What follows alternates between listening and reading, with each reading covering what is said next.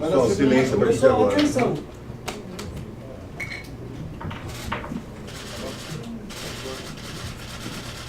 bem? Tudo bem.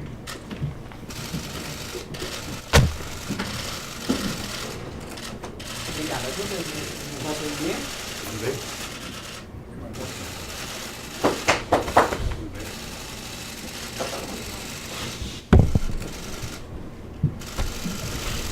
Tudo bem? Presidente, tudo bem?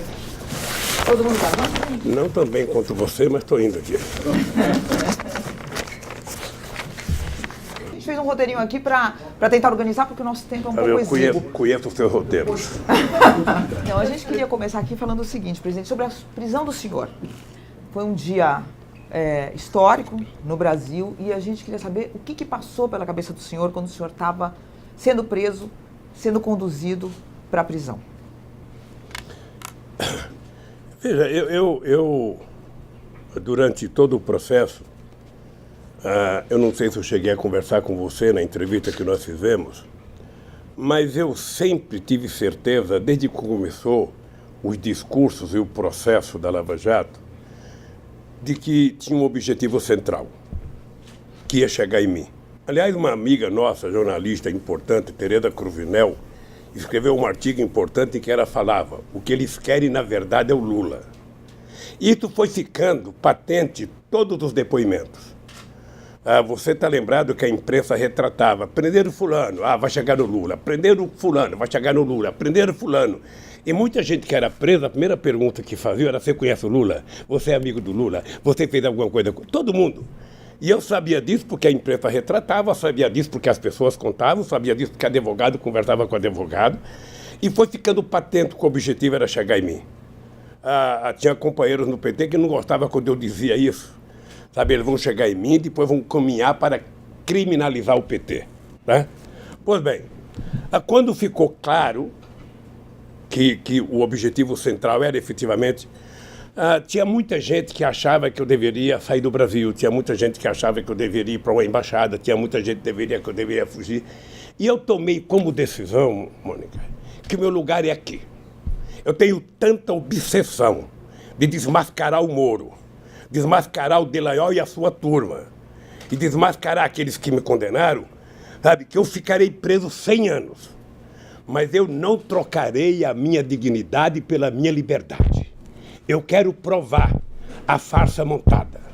Eu quero provar, montada aqui dentro, montada no Departamento de Justiça dos Estados Unidos, com depoimento de procuradores, com filmes gravados, e agora mais agravado com, sabe, a criação da Fundação Criança Esperança do Delanhol, sabe, pegando 2,5 bilhões de reais da Petrobras para criar uma fundação para ele. Fora 6,8 bilhões da Odebrecht e fora não sei quantas outras coisas. Eu tenho uma obsessão. Você sabe que eu não tenho ódio, não guardo mágoa, porque na minha idade, quando a gente fica com ódio, a gente morre antes. Então, como eu quero viver, sabe, até os 120, porque eu acho que eu sou um ser humano que nasceu para ir até 120, eu vou trabalhar muito para provar a minha inocência e a farsa que foi montada. Por isso eu vim para cá com muita tranquilidade. Havia uma briga no sindicato aquele dia entre os que queriam que eu viesse e os que queriam que eu não viesse. E eu tomei a decisão de falar: não, eu vou lá. Eu não vou esperar que eles venham até mim, eu vou até eles, porque eu quero ficar preso perto do Moro. O Moro saiu daqui, mas eu quero ficar perto, porque eu tenho que provar a minha inocência. Mas, presidente, o senhor, concretamente, é um fato, pode ser que o senhor fique aqui para sempre. O senhor, mesmo assim, acha que tomou a decisão correta? Tomaria outra vez. O senhor já pensou que o senhor pode ficar aqui para sempre? Não tem problema. Eu tenho certeza que eu durmo todo dia com a minha consciência tranquila, que eu tenho certeza que o Delanhol não dorme, tenho certeza que o Moro não dorme. E aquele juiz do TRF4 que nem leram a sentença, sabe, fizeram um acordo lá, era melhor que um só tivesse lido e ter falado: olha, todo mundo aqui vota igual.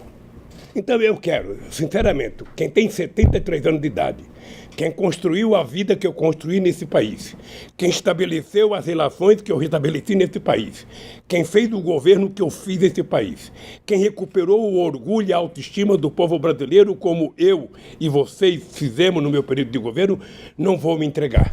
Então eles sabem que eles têm aqui um pernambucano teimoso.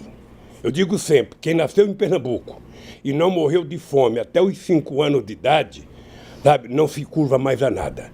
Você pensa que eu não gostaria de ter em casa? Adoraria estar em casa com a minha mulher, adoraria estar em casa com meus filhos, adoraria estar em casa com meus netos, adoraria estar em casa com meus companheiros, mas não faço nenhuma questão, porque eu quero sair daqui com a cabeça erguida como eu entrei, inocente. E eu só posso fazer isso se eu tiver coragem e lutar por isso. Presidente, recentemente o ministro Paulo Guedes disse que o senhor não cometeu nenhum crime, que o senhor não roubou. O ministro do Bolsonaro admitiu isso. Depois o Marco Aurélio disse, agora recentemente, que também não vê indícios de crime no triplex do Guarujá. E o Maurício Dieter, que é um dos maiores criminalistas, leu o processo e disse que também não tem crime material para sua condenação. O senhor acha que agora, com a devolução do dinheiro que foi pago pela sua esposa por esse triplex, o senhor pode tentar conseguir a sua absolvição? É possível isso? O senhor ainda acredita nisso? Por incrível que pareça, eu acredito. Você sabe que nessas coisas eu ainda continuo com a cabeça de Lulinha Paz e Amor. Eu acredito na construção de um mundo melhor, eu acredito no mundo de justiça. Veja, o que eu penso na vida? Eu penso que haverá um dia em que as pessoas que irão me julgar estarão preocupadas com os autos do processo, estarão preocupadas com as provas contidas no processo e não com a manchete do Jornal Nacional, e não com a capa das revistas, e não com as mentiras do fake news. As pessoas se comportarão como juízes supremos de uma corte que é a única coisa que a gente não pode recorrer. Sabe, que já tomou decisões muito importantes. Essa corte votou, por exemplo, célula-tronco contra uma boa parte da Igreja Católica. Essa corte já votou a questão da Raposa Serra do Sol contra os poderosos do arroz no estado de Roraima. Essa mesma corte votou a união civil contra todo o preconceito evangélico. Essa corte, ela votou as cotas, sabe, para que os negros pudessem entrar. Sabe? Então, ela já demonstrou que teve coragem e se comportou. Ora, no meu caso, a única coisa que eu quero é que vote com relação aos autos do processo. Eu não peço favor a ninguém, eu não quero o favor de ninguém, eu não quero, sabe? Eu só quero que as pessoas, pelo amor de Deus, julguem em função das provas, porque eu tenho certeza, o Moro tem certeza. Se as pessoas não confessar agora, no dia da extremunção a gente vai confessar. Ele tem certeza que eu sou inocente. Esse Delaiol tem certeza que ele é mentiroso e mentiu a meu respeito. Então, eu estou aqui, meu caro, para procurar justiça, para provar minha inocência, mas estou muito mais preocupado com o que está acontecendo com o povo brasileiro, porque eu posso brigar e o povo nem sempre pode. Presidente, só retomando a pergunta da Mônica do início, sobre a prisão, o senhor aqui, durante esse 1 ano, passou por 2 momentos de muita tristeza, que foi a morte do seu irmão e depois a morte do seu neto, Arthur. O que do senhor, depois de viver isso, fica? Quer dizer, o que fica da vida do senhor? Olha, Florestan, eu vou contar uma coisa para você. Esses 2 momentos foram os mais graves. Eu poderia incluir a perda de um companheiro como o Sigmaringa Seixas, que é meu companheiro de dezenas e dezenas de anos. A morte do meu irmão Vavá, o Vavá era como se fosse um pai da família toda. E a morte do meu neto é uma coisa que efetivamente não.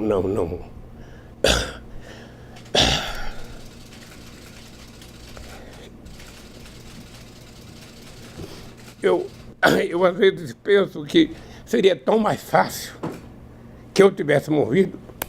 Já vivi 73 anos, poderia morrer e deixar meu neto viver. Mas não são apenas esses momentos que deixam a gente triste. Sabe, eu sou um homem que tento ser alegre, tento trabalhar muito para a questão do ódio, eu trabalho muito para vencer a questão do ódio, a questão da mágoa profunda.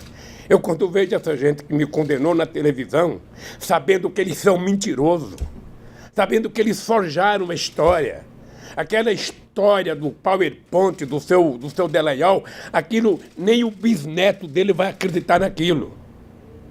Esse messianismo ignorante, sabe? Então, eu tenho muitos momentos de tristeza aqui, mas o que me mantém vivo, e é isso que ele tem que saber, eu tenho compromisso com esse país, eu tenho compromisso com esse povo, e eu estou vendo a obsessão que está acontecendo agora, a obsessão de destruir a soberania nacional, a obsessão de destruir emprego, a obsessão de juntar 1 trilhão para quê? Às custas dos aposentados? Se eles lessem alguma coisa, se eles conversassem, eles saberiam que esse cidadão aqui, analfabeto, 4º ano primário, um curso de torneiro mecânico, juntou 370 bilhões de dólares de reserva, que a R$4 o dólar dá mais de 1 trilhão e 200, sem causar nenhum prejuízo a nenhum brasileiro. Então, se eles querem juntar 1 trilhão, tem uma fórmula secreta. Coloque o povo no orçamento da União. Segundo, gere emprego. Terceiro, gere crédito para as pessoas. O povo está devendo, tá. Tire todo o penduricalho da dívida do povo e ele paga apenas o principal no banco, você vai perceber que as pessoas voltam a poder comprar. Um país que não gera emprego, não gera salário, não gera consumo, não gera renda, quer pegar do aposentado e do velhinho 1 trilhão? O Guedes precisava criar vergonha. Onde que ele fez esse curso de economia dele? Se ele quiser me visitar aqui, eu discuto com ele como é que a gente resolve esse problema dos pobres sem causar prejuízo aos pobres. Por que não mostra os privilegiados que ele fala que vão acabar com o privilégio? Mostra, coloca a lista no jornal de 10 privilegiados. Coloca o nome. CPF. Não, é o coitado, sabe? Que vai ter que trabalhar até os 65 anos, que vai ter que contribuir 40 anos, sabe? Ele não percebe que muita gente morre sem chegar à idade. Então, eu lamento profundamente o desastre que está acontecendo nesse país, e é por isso que eu me mantenho em pé. O dia que eu sair daqui, eles sabem. O dia que eu sair daqui, eles sabem. Eu estarei com o pé na estrada. Para, junto com esse povo, levantar a cabeça e não deixar entregar o Brasil aos americanos. Acabar com esse complexo de vira-lata. Eu nunca vi um presidente bater continência para a bandeira americana. Eu nunca vi um presidente ficar dizendo: eu amo os Estados Unidos, eu amo. Ama a sua mãe, ama o seu país. Que ama os Estados Unidos, que ama... Alguém acha que os Estados Unidos vai favorecer o Brasil? Americano pensa em americano em primeiro lugar, pensa em americano em segundo lugar, pensa em americano em terceiro lugar, pensa em americano em quinto, e se sobrar tempo, pensa em americano. E fica os lacaios brasileiros achando que os americanos vão fazer alguma coisa por nós. Quem tem que fazer por nós somos nós. Acabar com o complexo de vira-lata, levantar a cabeça, e a solução dos problemas do Brasil está dentro do Brasil. Presidente, a gente vai depois retomar essa questão de previdência e tudo. Eu só queria, para encerrar o capítulo da prisão, saber como que é a rotina do senhor. O senhor passa muitos momentos sozinho, é isso? Passo o tempo inteiro sozinho. E como que é? Porque eu já tive a oportunidade de entrevistar muitas pessoas presas, mas que tinham outras pessoas eu fico junto, sozinho, né? E o senhor, como é que é essa coisa do tempo não passar? Um pouquinho como é que é isso? Deixa eu te falar uma coisa. Eu leio, eu vejo pendrive que o pessoal me manda, assisto filmes, muita série, muito discurso, muita aula. Eu, por exemplo, fiz na minha cela, que eu não trato de cela, eu trato de uma sala porque, sabe, é melhor. Eu fiz um curso sobre Canudos. Tem um curso no canal Paz e Bem sobre Canudos, recontando a história, mostrando as mentiras que Euclides da Cunha contou sobre os sertões, sobre Canudos. Ou seja, a história não é aquela. Então, eu fiz um curso de 8 aulas, agora eu sugeri ao Mauro Lopes, do canal Paz e Bem, que faça um curso, Retratos do Brasil, sobre todas as lutas sociais no Brasil. E agora, acho que toda segunda-feira tem uma aula. Eu espero juntar umas 4 ou 5, recebo um pendrive, vou assistindo e vou me aprimorando. Quando eu sair daqui, sairei doutor. Presidente, o senhor queria fazer 2 perguntas em uma. O senhor, na sua rotina, lava sua própria roupa, lava suas coisas, e a prisão mudou o senhor em alguma coisa? Deixa eu falar uma coisa para você. É engraçado porque eu sempre tive vontade de morar sozinho.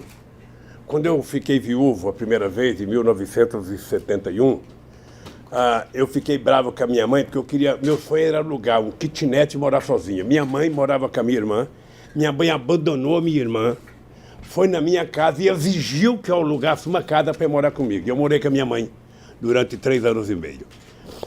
Então eu sempre quis morar só. Sabe aquele sonho que eu nunca tive, sabe? Jogar a cueca para qualquer lado, a meia para qualquer lado, a camiseta para qualquer lado, ou seja, não ter que colher, não ter que prestar conta, não ter ninguém atrás de mim. Colhe, sabe? Recolhe, põe na gaveta, põe no chuveiro.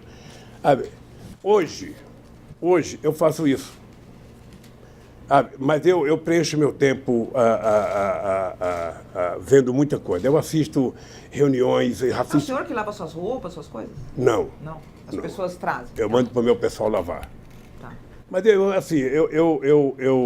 curto a solidão tentando aprender, mentalizar a minha espiritualidade, sabe? Tentar gostar mais do ser humano, tentar ficar um pouco mais humano, sabe? Eu acho que eu vou sair daqui melhor do que eu entrei, com menos raiva das pessoas, sabe? Eu vou sair um cidadão bom daqui, e motivado para brigar. Estou doido para fazer uma caravana. Tem um grupo de pessoas militantes, que estão aí na porta, que dizem bom dia, boa tarde, boa noite para o senhor todos os dias. O senhor escuta esse grito de boa noite, boa tarde, bom dia? Como é que é para o senhor? Não, eu escuto todo santo dia, bom dia, boa tarde, boa noite. Quando tem atividade, que eles colocam um carro de som um pouquinho melhor, eu escuto o discurso das 9 horas da manhã às 9 horas da noite, ou seja, música, canta, tudo. Sabe, eu, sinceramente, não sei como um dia eu vou poder agradecer essa gente. Tem gente que está aqui exatamente desde o dia que eu cheguei aqui. Vai para casa, às vezes, lava roupa e volta para cá. Então, eu serei eternamente grato. Não sei se isso já aconteceu alguma vez na história com alguém, mas eu sinceramente não sei como fazer para agradecer. Eu já disse para todo mundo aqui, certamente a polícia tem suas regras, o meu pessoal tem suas regras, mas quando eu sair daqui, eu quero sair daqui a pé e quero ir lá no meio deles. A primeira cachaça eu quero tomar com eles. Presidente, e brindar. Vamos falar um pouco de política nacional. O seu partido perdeu a eleição do ano passado e a extrema-direita chega ao poder com o voto de muitos eleitores que eram do PT. Como é que o senhor avalia essa guinada à direita de um eleitorado que era tão grato à sua administração?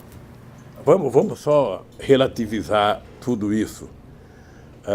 Porque uma das coisas que eu esqueci de falar na pergunta da Mônica Florestan, importante é que uma das condições que fez com que eu também viesse para cá era porque não havia nenhum advogado naquele instante que não garantisse que eu disputaria as eleições sob júdice.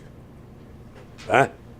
Havia uma certeza, sabe, de muitos juristas de que não haveria como impedir a minha candidatura. Mesmo condenado, eu poderia concorrer sob júdice. E eu tinha certeza e estava com um orgulho muito grande de ganhar as eleições de dentro da cadeia. É importante lembrar que eu fiz 16 pontos aqui dentro. 16 pontos, sem poder falar. Aí, quando o ministro Barroso fez aquela loucura, sabe, que eu tive que assinar uma carta dizendo para o Haddad ser o candidato, ali eu senti que nós estaríamos correndo risco, porque a transferência de voto não é uma coisa simples, não é uma coisa automática. É uma coisa que leva tempo e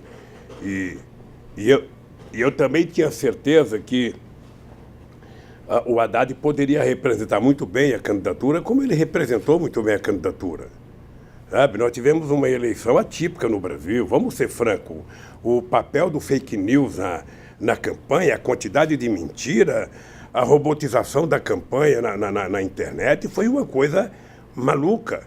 E depois a falta de sensibilidade, sabe, dos setores de esquerda não se unir, sabe?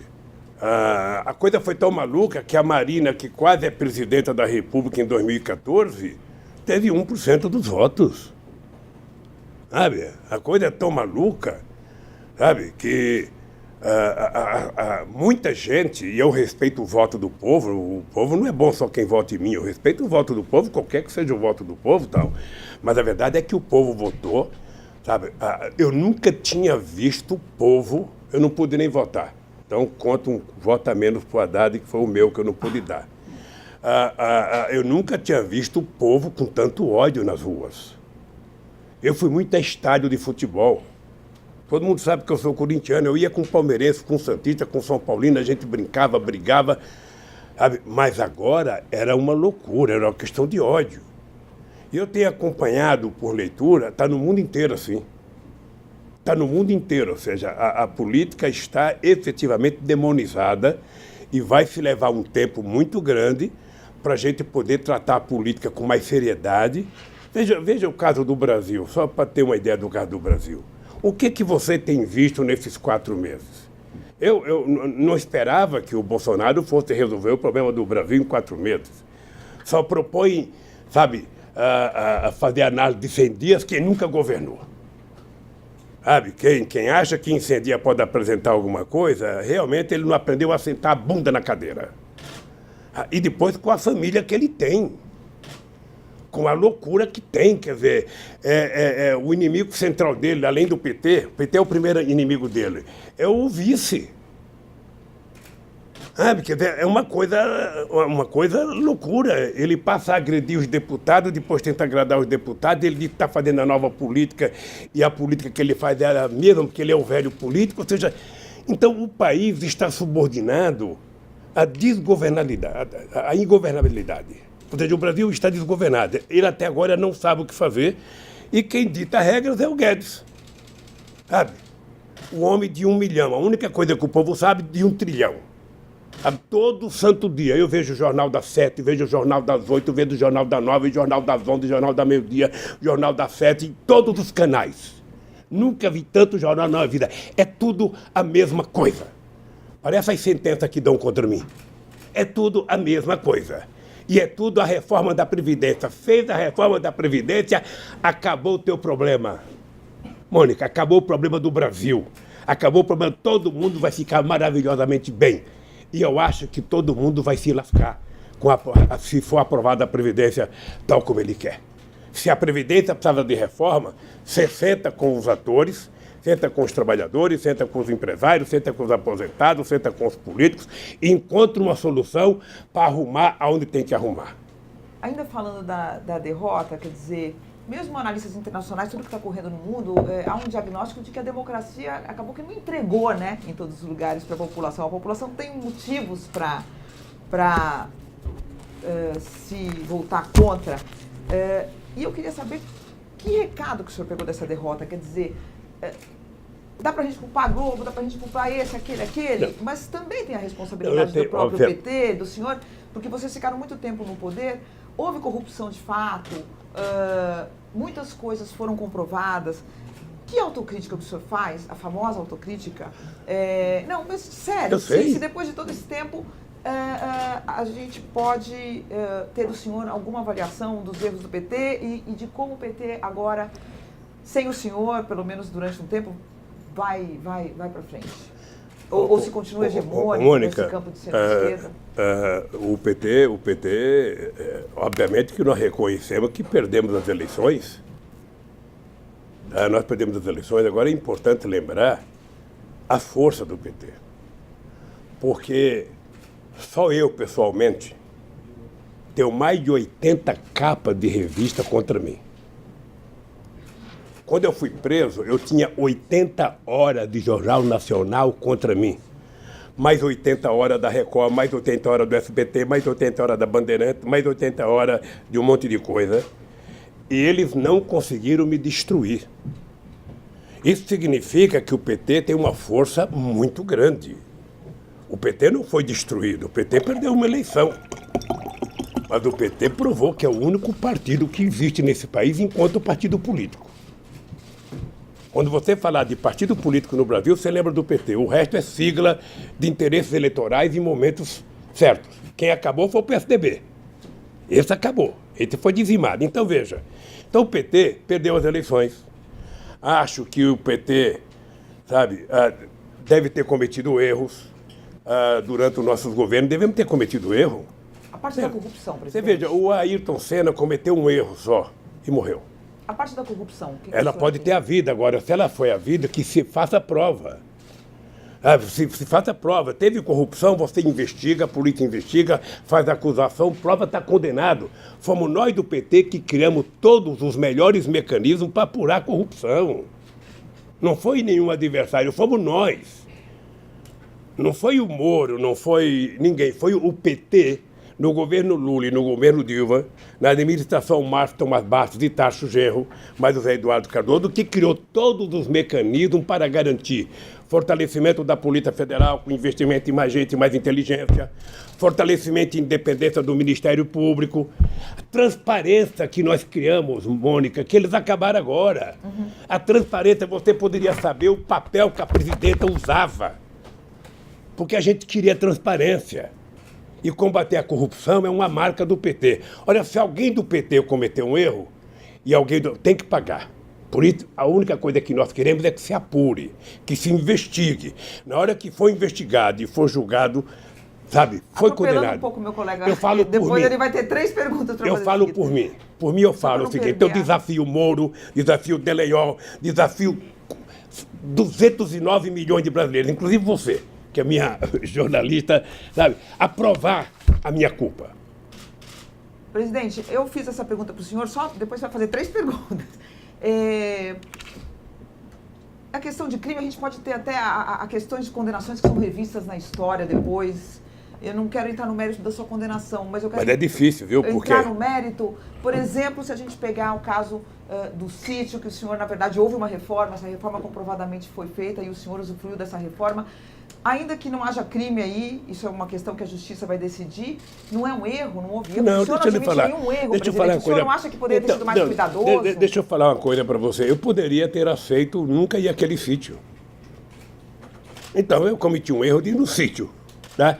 Eu disse, e está provado, tá? Eu disse e está provado, que eu fiquei sabendo daquele maldito sítio dia 15 de janeiro de 2011. Tá? E o sítio tinha dono, pré-dono e bidono. O Jacob Ittar era meu amigo de 40 anos. O Jacob Ittar comprou o sítio no nome do filho dele, com cheque, dado pela Caixa Econômica Federal. E a polícia sabe disso, a polícia investigou. Nós tivemos policiais e procuradores visitando casa de trabalhador rural, visitando casa de pedreiro, visitando casa do caseiro. Perguntaram até para as galinhas. Você conhece o Lula? Você sabe se o Lula é dono? Nem as galinhas falaram. Porque eu não era dono, porque se eu quisesse eu podia comprar. Então se eu cometi o erro de ir num sítio, que alguém pediu, a Odebrecht reformou, ou não sei quem reformou, então vamos discutir a questão ética, não vamos discutir a questão de corrupção. Tá? Vamos discutir outra questão, é outra questão. Acontece, Mônica, que o impeachment, a cassação da Dilma e o golpe não fecharia com o Lula em liberdade. Não fecharia com o Lula em liberdade. Então, qual é o meu incômodo? Olha, se eu tivesse aqui preso e o salário mínimo tivesse dobrado, o Lula realmente era um desgraçado, prendeu e melhorou o povo. Mas não, acabaram agora com o aumento real do salário mínimo. Se eu tivesse aqui e o povo estivesse trabalhando com carteira assinada, não inventaram agora uma história de uma carteira verde e amarela. Você vai receber logo, você vai receber verde e amarela. Verde e amarela é se você quiser, ter uma aposentadoria, Sabe, você pagando pelo banco ou ter aposentadoria normal. Essa opção, ela é mentirosa. Nenhum empresário vai contratar um trabalhador que não esteja com carteira verde e amarela. Foi assim no Fundo de Garantia. Eu estava dentro da FARC em 1967. O patrão chegava e dizia, você vai fazer opção para o Fundo de Garantia ou vai ficar na estabilidade? Vou ficar na estabilidade, então fora. Era assim. Então essa gente pensa que o povo é imbecil para ficar mentindo o tempo inteiro para o povo. Você, quando fala autocrítica para mim, eu acho que nós devemos ter muito erro. Eu, por exemplo, tive um erro grave. Eu poderia ter feito a regulamentação dos meios de comunicação. Nós fizemos um congresso em 2009, aprovamos um congresso, só participou a Bandeirante e uma outra rede TV, se não me falha a memória, sabe? Participou, nenhuma outra televisão participou muitas rádios, e nós preparamos em junho de 2010 uma regulamentação do meio de comunicação. Ao invés de dar entrada no Congresso, porque ia ter eleição, eu falei, não, vamos deixar para o novo governo. E deixei para o novo governo. A razão pela qual a Dilma ou o Paulo Berardo não entrou, eu não sei. Mas essa é uma autocrítica que eu faço. Uma autocrítica que eu faço. Agora, pergunto o seguinte, imagina se todo mundo nesse Brasil fizesse uma autocrítica. A elite brasileira deveria estar agora fazendo autocrítica. Puxa vida, como é que a gente ganhou tanto dinheiro no governo do Lula? Como é que o povo pobre vivia tão bem? Como é que o povo pobre estava viajando para o Piauí, para Sergipe, para Garanhuns de avião, e agora nem de ônibus pode viajar? Sabe? Vamos fazer uma autocrítica por causa do que aconteceu em 2018 na eleição. Vamos fazer uma autocrítica geral nesse país. O que não pode é esse país estar governando por esse bando de maluco que governa o país. O país não merece isso e, sobretudo, o povo não merece isso. Presidente, a Odebrecht admitiu ter pago 29 milhões de propina no Peru entre 2005 e 2014, em troca da obtenção de contratos. Ao todo, a Transparência Internacional destaca que houve uma espécie de fordismo de corrupção com 788 milhões de dólares distribuídos em 12 países e que o esquema da Odebrecht foi facilitado pelo apoio do BNDES para suas operações que contavam sempre com a sua abertura de portas para a empresa. Todo o esquema global contava com financiamento ilegal de campanhas nos diferentes países, sempre aliados do PT e do Brasil. O senhor tinha ciência dessas empresas? Quem é que está falando isso? A Transparência Internacional. Com base no quê? Eu não sei, eles levantaram esses dados. Levantaram, deve ter lido o jornal o Globo. Só pode ser, porque deixa eu lhe contar uma coisa. Deixa eu contar uma coisa para você que é um jornalista inteligente. O presidente da República, ele não tem como interferir na burocracia do BNDES para empréstimo. O BNDES foi criado para financiar o desenvolvimento brasileiro. E eu lembro que no tempo do Fernando Henrique Cardoso, quando eu fiz a campanha em 2006, o Alckmin tentou dizer o Lula financia o metrô de Caracas, sabe, enquanto não financia o meu aqui. E eu lembrei para ele que quem tinha feito o acordo para financiar o metrô de Caracas era o Fernando Henrique Cardoso, e fez bem. Porque quando o Brasil financia o desenvolvimento de um país através do BNDES, o Brasil está exportando serviço, está exportando engenharia, está exportando máquina, está vendendo coisa para lá. Você percebe? É um ganho extraordinário para um país que quer ter importância no mundo. Então, o BNDES tem uma burocracia em que o presidente da República não decide. Tem uma coisa chamada COFIEX e COFIG, sabe? Que participa ministro das Relações Exteriores, ministro da Fazenda, ministro do Planejamento. 500 ministros participam para tomar as decisões. Só quem não participa é o presidente da República. O presidente não sabe dessas coisas. E eu sou favorável que o BNDES empreste dinheiro para o desenvolvimento dos países africanos, dos países latino-americanos. Eu estou favorável. O senhor se sente injustiçado por esses empresários? Porque eles cresceram muito e se tornaram multinacionais e depois fazem delações premiadas contra o PT e contra o senhor. Deixa eu falar uma coisa. Contra mim, eu não fico com raiva não pelo seguinte, olha. Eu tenho desafiado os empresários a dizerem quem é que me deu 5 centavos. O Léo, que é o rapaz que está preso aqui, que fez a denúncia contra mim, ele passou 3 anos dizendo uma coisa, Depois ele mudou o discurso, meu advogado perguntou por que ele tinha mudado, ele falou, meu advogado me orientou. E o que ele falou, Lula sabia. Agora o que está provado? A OAS gastou 6 milhões de reais para pagar a funcionário da OAS para uniformizar o discurso dos funcionários com a delação. Então como é que eu posso levar a sério isso? Eu não posso levar a sério. O que eu posso dizer para você é que haverá tempo suficiente para que a gente faça uma investigação. Eu penso, Florestan, quem sabe um jornalista bem informado como você, investigativo como você, poderia aos Estados Unidos saber qual é a intromissão do Departamento de Justiça americano nesse processo do Brasil. Qual é o interesse dos americanos na Petrobras? Você sabe qual é. Agora nós temos que investigar. Nós temos que ir atrás. Eles nunca engoliram o fato de eu dizer que a Petrobras era nossa, que o petróleo era nosso, que o petróleo seria o passaporte do futuro, que 75% do roda da Petrobras ia para cuidar da educação e que a Petrobras teria 30% direto, ou seja, que quem quisesse entrar aqui teria que pagar o que nós quiséssemos. Aí o Wikileaks vaza aquele documento do Serra, ligando para a Chevron, dizendo, olha, venha para cá que nós vamos dar um jeito e tal. E deram um jeito.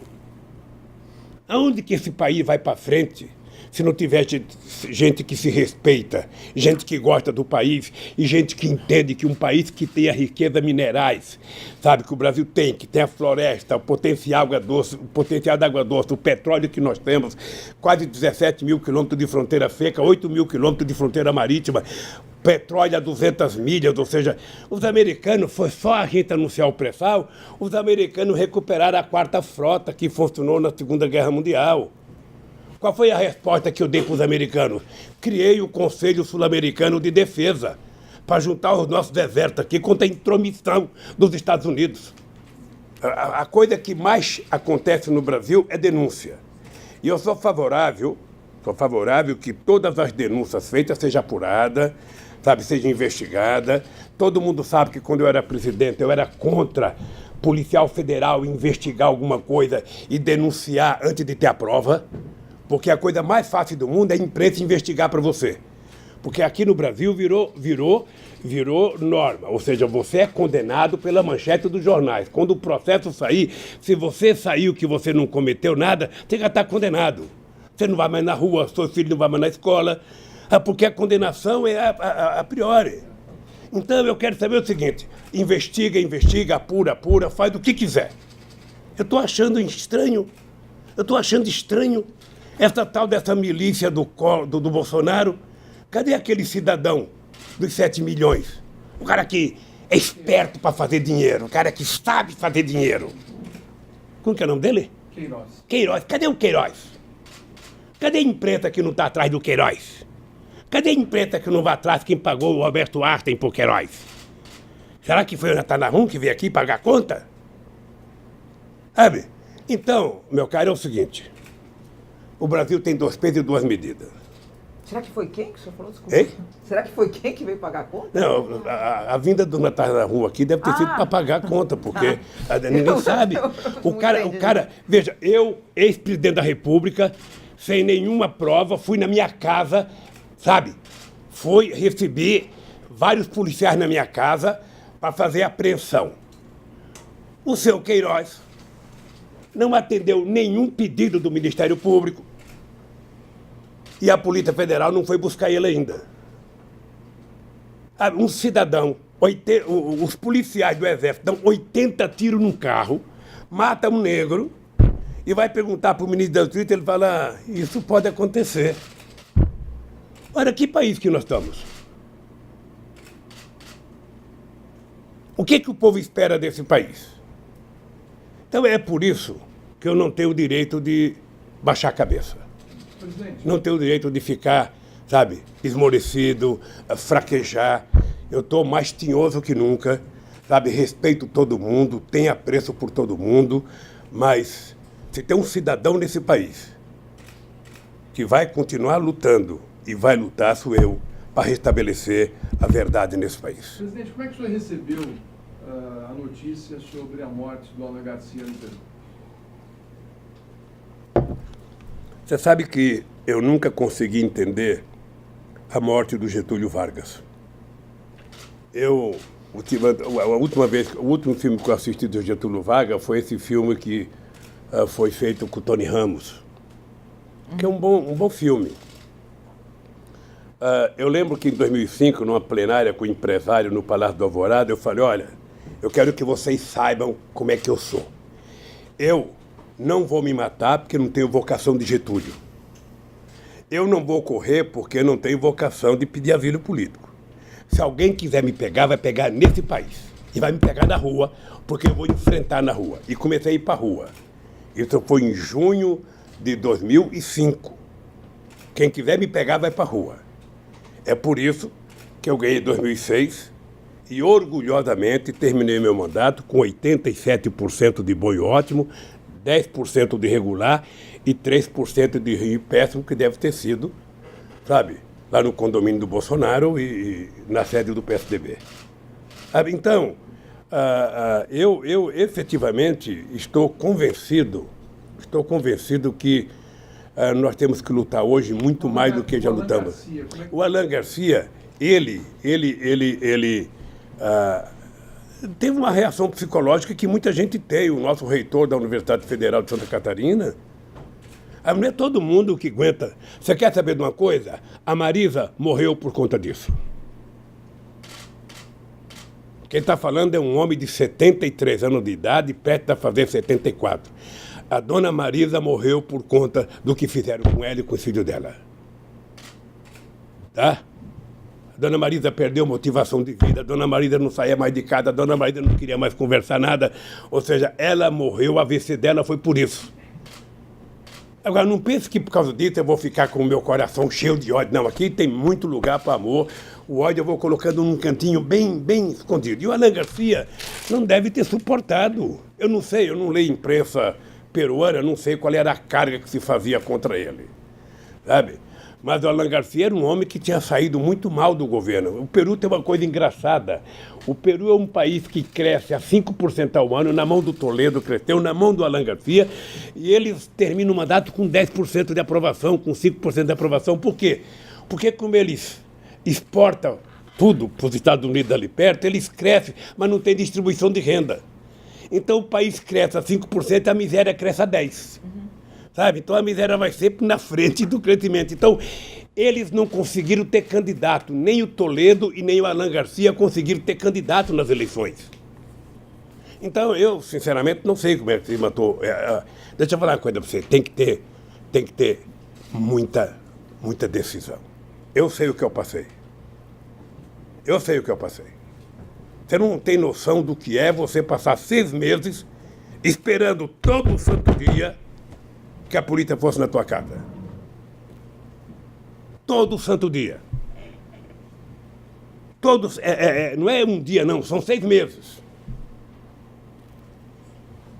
E de repente você vê a polícia chegar na tua casa, com uma disfarçatez, todo mundo com máquina fotográfica pendurado no peito, para tirar fotografia. Deveriam ter mostrado a quantidade de dólar que acharam na minha casa. Deveria ter mostrado a quantidade de joias que acharam da dona Marisa. Deveria ter tirado foto e colocado para Globo. Enfiaram o rabo no meio das pernas porque não encontraram nada. E a imprensa não fala, não encontraram nada na casa do Lula. Sabe? Então, é duro. Não queira que isso aconteça com você. Não queira. Eu conheço casos de pessoas que estavam em cadeira de roda, pedia para ir no banheiro e dizia: se você não falar o nome do Lula, você não vai no banheiro. Sabe? Então, como a história não é contada no dia que ela acontece, essas coisas vão acontecendo. Então, eu tenho, Florestan, muita motivação para estar vivo. Estar vivo e não fazer nenhuma loucura é a forma que eu encontrei de ajudar esse país a se reencontrar com a democracia, a se reencontrar com o amor, a se reencontrar com a paz. Esse povo tem o direito de ser feliz, esse povo tem o direito de viver bem. Sabe? Então, é para isso que eu existo, meu caro. E para isso eu vou brigar até os últimos dias da minha vida. Presidente. Me diga o seguinte, Lula, você está livre, você vai morar na Bahamas, vamos alugar uma casa para você lá, você vai ter água de coco todo dia de manhã, o compromisso é você não fazer política. Eu vou dizer o seguinte, eu vou ficar aqui, sabe, sem água de coco, sem Bahamas, eu vou ficar aqui na esperança de que eu vou andar por esse país levantando a cabeça do meu povo para a gente voltar a conquistar direitos. O povo tem que tomar café de manhã, almoçar e jantar todo dia. E se puder comer uma bolachinha às 3 horas da tarde com café com leite. E se puder fazer um lanchinho 10 horas da noite antes de dormir. Eu quero que o povo vá ao teatro, ao cinema. A coisa mais fantástica é um pobre pegar um avião, não sabe nem como entra no banheiro, mas pega um avião e vai para a sua terra. É isso que eu quero. E é por isso que eu vou brigar. E é por isso que eu sei que tem muita gente que não gosta de mim. E é por isso que eu vivo. É por isso que eu estou de cabeça erguida. Sabe, não pense que eu estou aqui orgulhosamente, não. Eu estou aqui com orgulho, sabe, de defender o povo. Mas gostaria de estar fora com meus netos e meus filhos. Presidente, o senhor falou que o Bolsonaro ganhou, o PSDB acabou. Então eu queria saber se o senhor vê agora como seu principal adversário, ou das forças que o senhor representa, ou das forças que estão na rua e que são do mesmo, compartilham com as ideias do senhor. Quem que são agora os principais adversários? Bolsonaro vai durar? Moro tem expectativa de poder ou não? Militares que chegaram, obviamente, passaram a protagonizar, né? Sempre estiveram no Estado, mas passaram a ter protagonismo. O senhor acha que isso é algo que veio para... Eu, a vida inteira... Estou perguntando de verdade, para o analista Lula a vida inteira vocês glosaram de mim porque eu falava menos laranja, porque eu falava... Mas o Bolsonaro falar conge... O Moro falou conge. O Moro falar conge é uma vergonha. Sinceramente, é uma vergonha, porque, sabe, é o mínimo que deveria saber, porque está escrito no Código Penal, vários artigos que falam de cônjuge.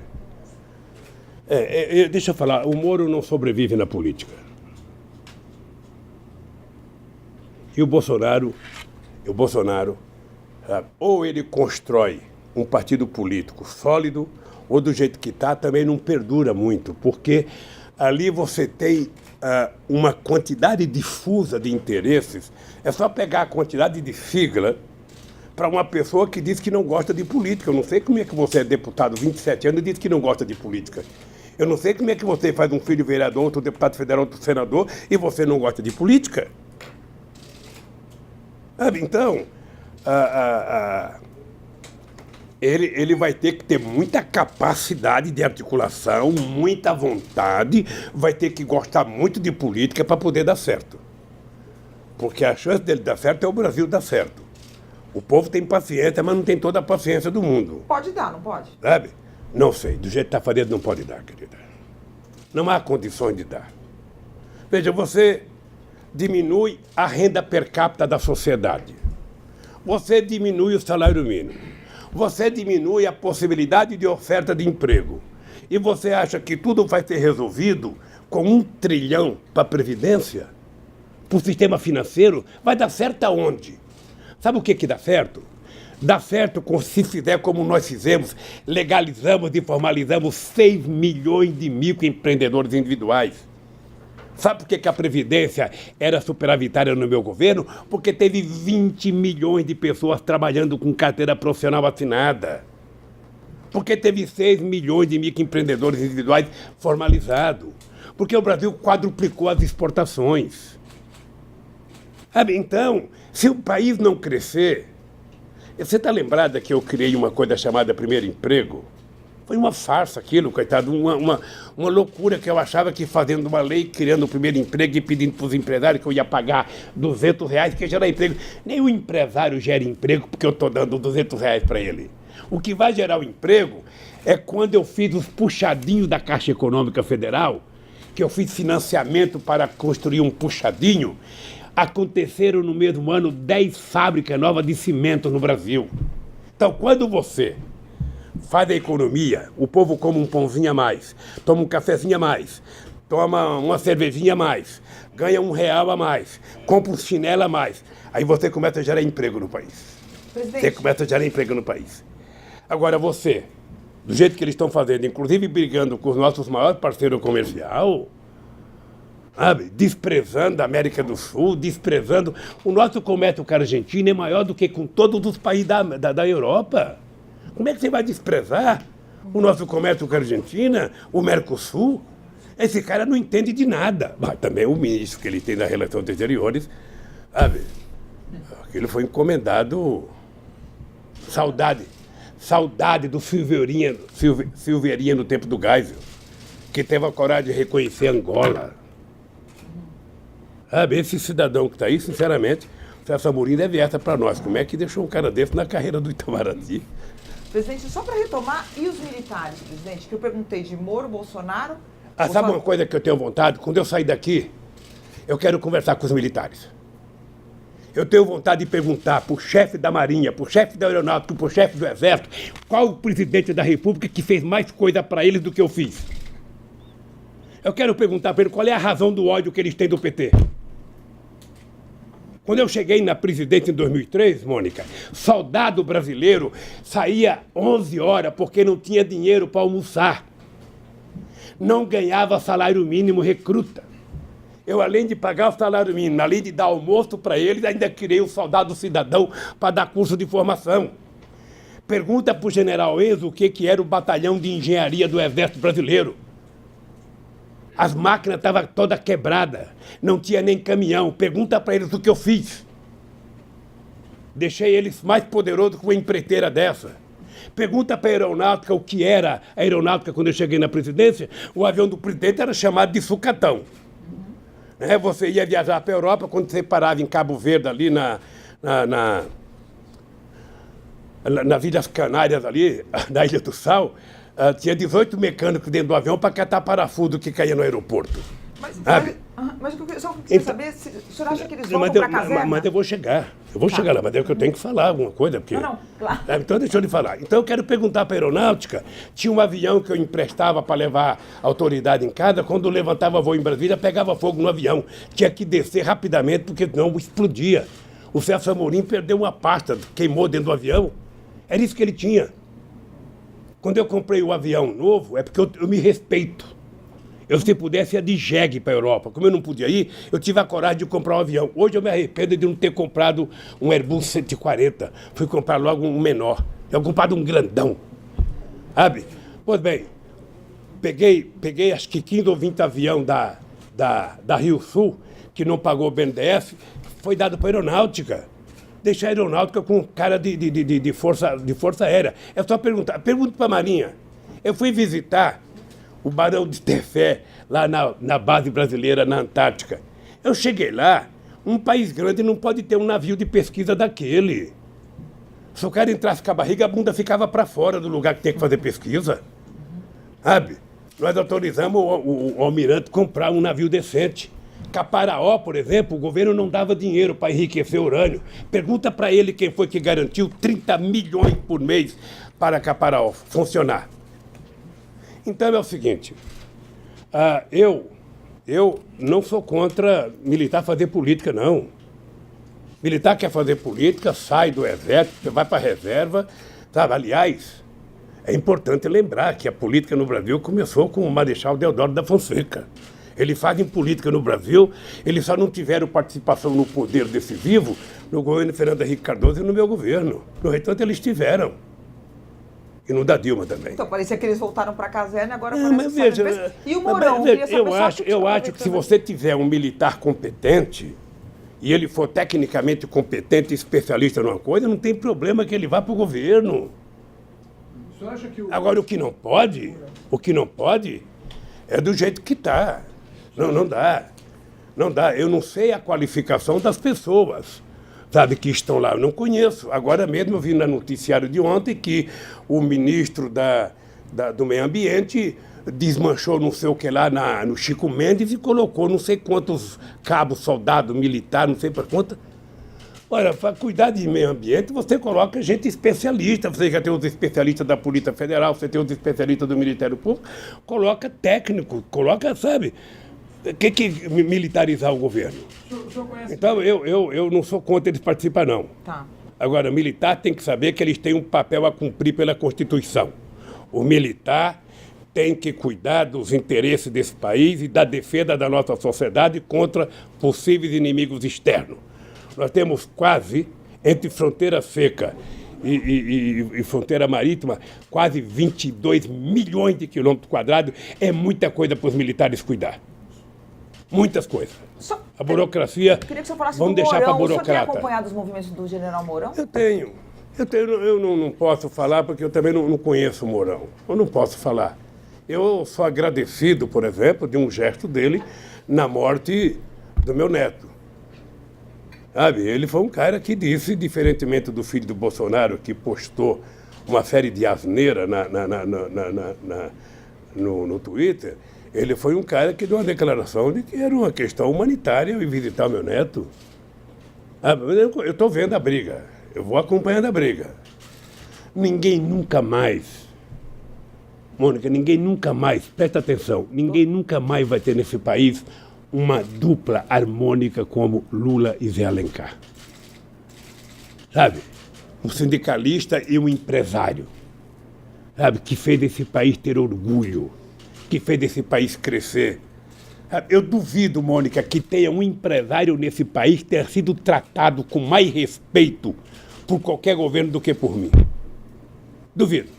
A diferença é que eu tratava ele bem, mas também tratava o sem terra, tratava o sem casa, tratava os moradores de rua, tratava, sabe? Tratava a sociedade brasileira. Então, eu posso te dizer, Mônica, esse povo é a minha motivação. Eu quero que você saia daqui e você retrata o seguinte: você não conversou com um cidadão alquebrado. Você conversou com um cidadão que tem todos os defeitos que um ser humano pode ter, mas tem uma coisa que eu não abro mão. Isso eu aprendi com a dona Lindu, que nasceu analfabeta e morreu analfabeta. Dignidade e caráter não tem shopping, não tem supermercado, e você não aprende na universidade. Isso é de berço. E isso eu tenho demais, e não abro mão disso. Esse é o meu patrimônio. Presidente, eu queria falar um pouco da questão internacional. Recentemente, a Ucrânia elegeu um humorista como presidente da República. A direita tem avançado fortemente em vários cantos do planeta. E vai ter eleição agora nesse fim de ano na Espanha. Eu queria saber... nesse fim de semana, desculpa, vai ter uma eleição nesse fim de semana na Espanha. Eu queria saber como é que o senhor vê essa eleição, já que houve um crescimento da direita, apesar dos progressistas do PSOE estar na frente nas pesquisas. Eu acredito que na Espanha o PSOE e o Podemos vão ganhar as eleições. Tá? E outro setor de esquerda. O avanço da direita no mundo é a desmoralização da política no mundo. Eu não posso achar ruim que tenha ganho um humorista na Itália. O Pepe Grillo, eu fiz passeata com o Pepe Grillo, em solidariedade a mim, em 2000, numa cidadezinha da Itália. Eu não posso achar ruim que ganhe um humorista na Ucrânia, porque o que eles falavam quando o metalúrgico ganhou as eleições? Eles menosprezavam um analfabeto, um peão que não sabe falar, que não sei das quantas. Eu lembro do Maluf dizer: a dona Marida não vai conseguir limpar aquele vidro todo do palácio. Era assim que eles falavam comigo. Então eu não vou desprezar pelo fato do cara ser humorista. O cara pode ser humorista de profissão e se transformar num puta de um político. Ele pode. Sabe? Todo mundo pode se transformar num baita de um político. Para fazer política, você tem que ter paciência, você tem que conversar e aprender a conviver democraticamente na diversidade. Você não conversa só com quem você gosta, você conversa com seus adversários também. Você não conversa com a tua turma, você conversa com todas as turmas, se você quiser governar. Tá? É assim que se faz no mundo inteiro. O senhor acha que na Espanha, governos... Eu acho que na Espanha nós vamos ter um governo mais progressista, eu acho. Agora, com relação à Venezuela... Porque sabe o que acontece? O discurso da direita, gente, é tão xenófobo que não pode dar certo. Veja o Macron, na França. O Macron era do governo, negou o governo, né? Negou o governo socialista, fingiu que não era político, foi eleito presidente da República. O que ele está fazendo agora? Porque não tem saída. Não tem saída. O Bolsonaro ele tem que governar com aqueles políticos que estão lá. Vamos ser francos, vocês que gostam de política, não dá saudade o Brasil não ter uma figura como Ulisses Guimarães? Cadê o grande Ulisses Guimarães? Não tem mais. Acabou. Foi nivelado por baixo. Qual é o grande orador que você tem no Senado, o grande tribuno? Qual é o grande tribuno que você tem na Câmara? Acabou, porque a política foi avacalhada. Eu vejo, viu, Mônica? Eu vejo muita televisão. Então, às vezes, eu vejo qualquer programa de televisão, sem mais e sem menos, o cara vai lá e esculhamba a política. Olha, mas se ele esculhamba, nominando quem é, tudo bem. Quer avacalhar com o político Lula, vai lá e fala, o Lula é isso, esculhamba o Lula. Aí o Lula tem o direito de abrir um processo contra ele. Mas o cara generaliza, sabe, a política como se fosse um só, o povo vai desacreditando, Como é que você acha que o povo reage assistindo o Jornal Nacional e meia hora, todo santo dia, falando de corrupção? Como é que é o ânimo de um cara que levanta de manhã e vai trabalhar para ganhar um salário mínimo? O cara acha que todo mundo é ladrão. Quando a Globo é acusada que não paga 600 milhões de reais à Receita Federal, eles dão um comunicado para Elírio Bono. A Globo já prestou conta. Acabou. Ninguém fala mais nada. A Folha não publica matéria sobre a Globo, sabe? Ninguém publica. Mas se é o coitado do Lula... Presidente. Imagina se os milicianos do Bolsonaro fossem amigos da minha família. Presidente, deixa eu garantir aqui mais duas perguntinhas da área internacional. Com relação à Venezuela, né, o senhor teve uma relação muito boa quando o senhor era presidente com o Hugo Chávez, e depois que o Chávez saiu, a Venezuela entrou numa crise profunda e hoje vive um embate que está sendo muito ruim para a população e para o país, com muitas pessoas deixando a Venezuela e vindo para o Brasil, fugindo da pobreza e da falta de perspectivas.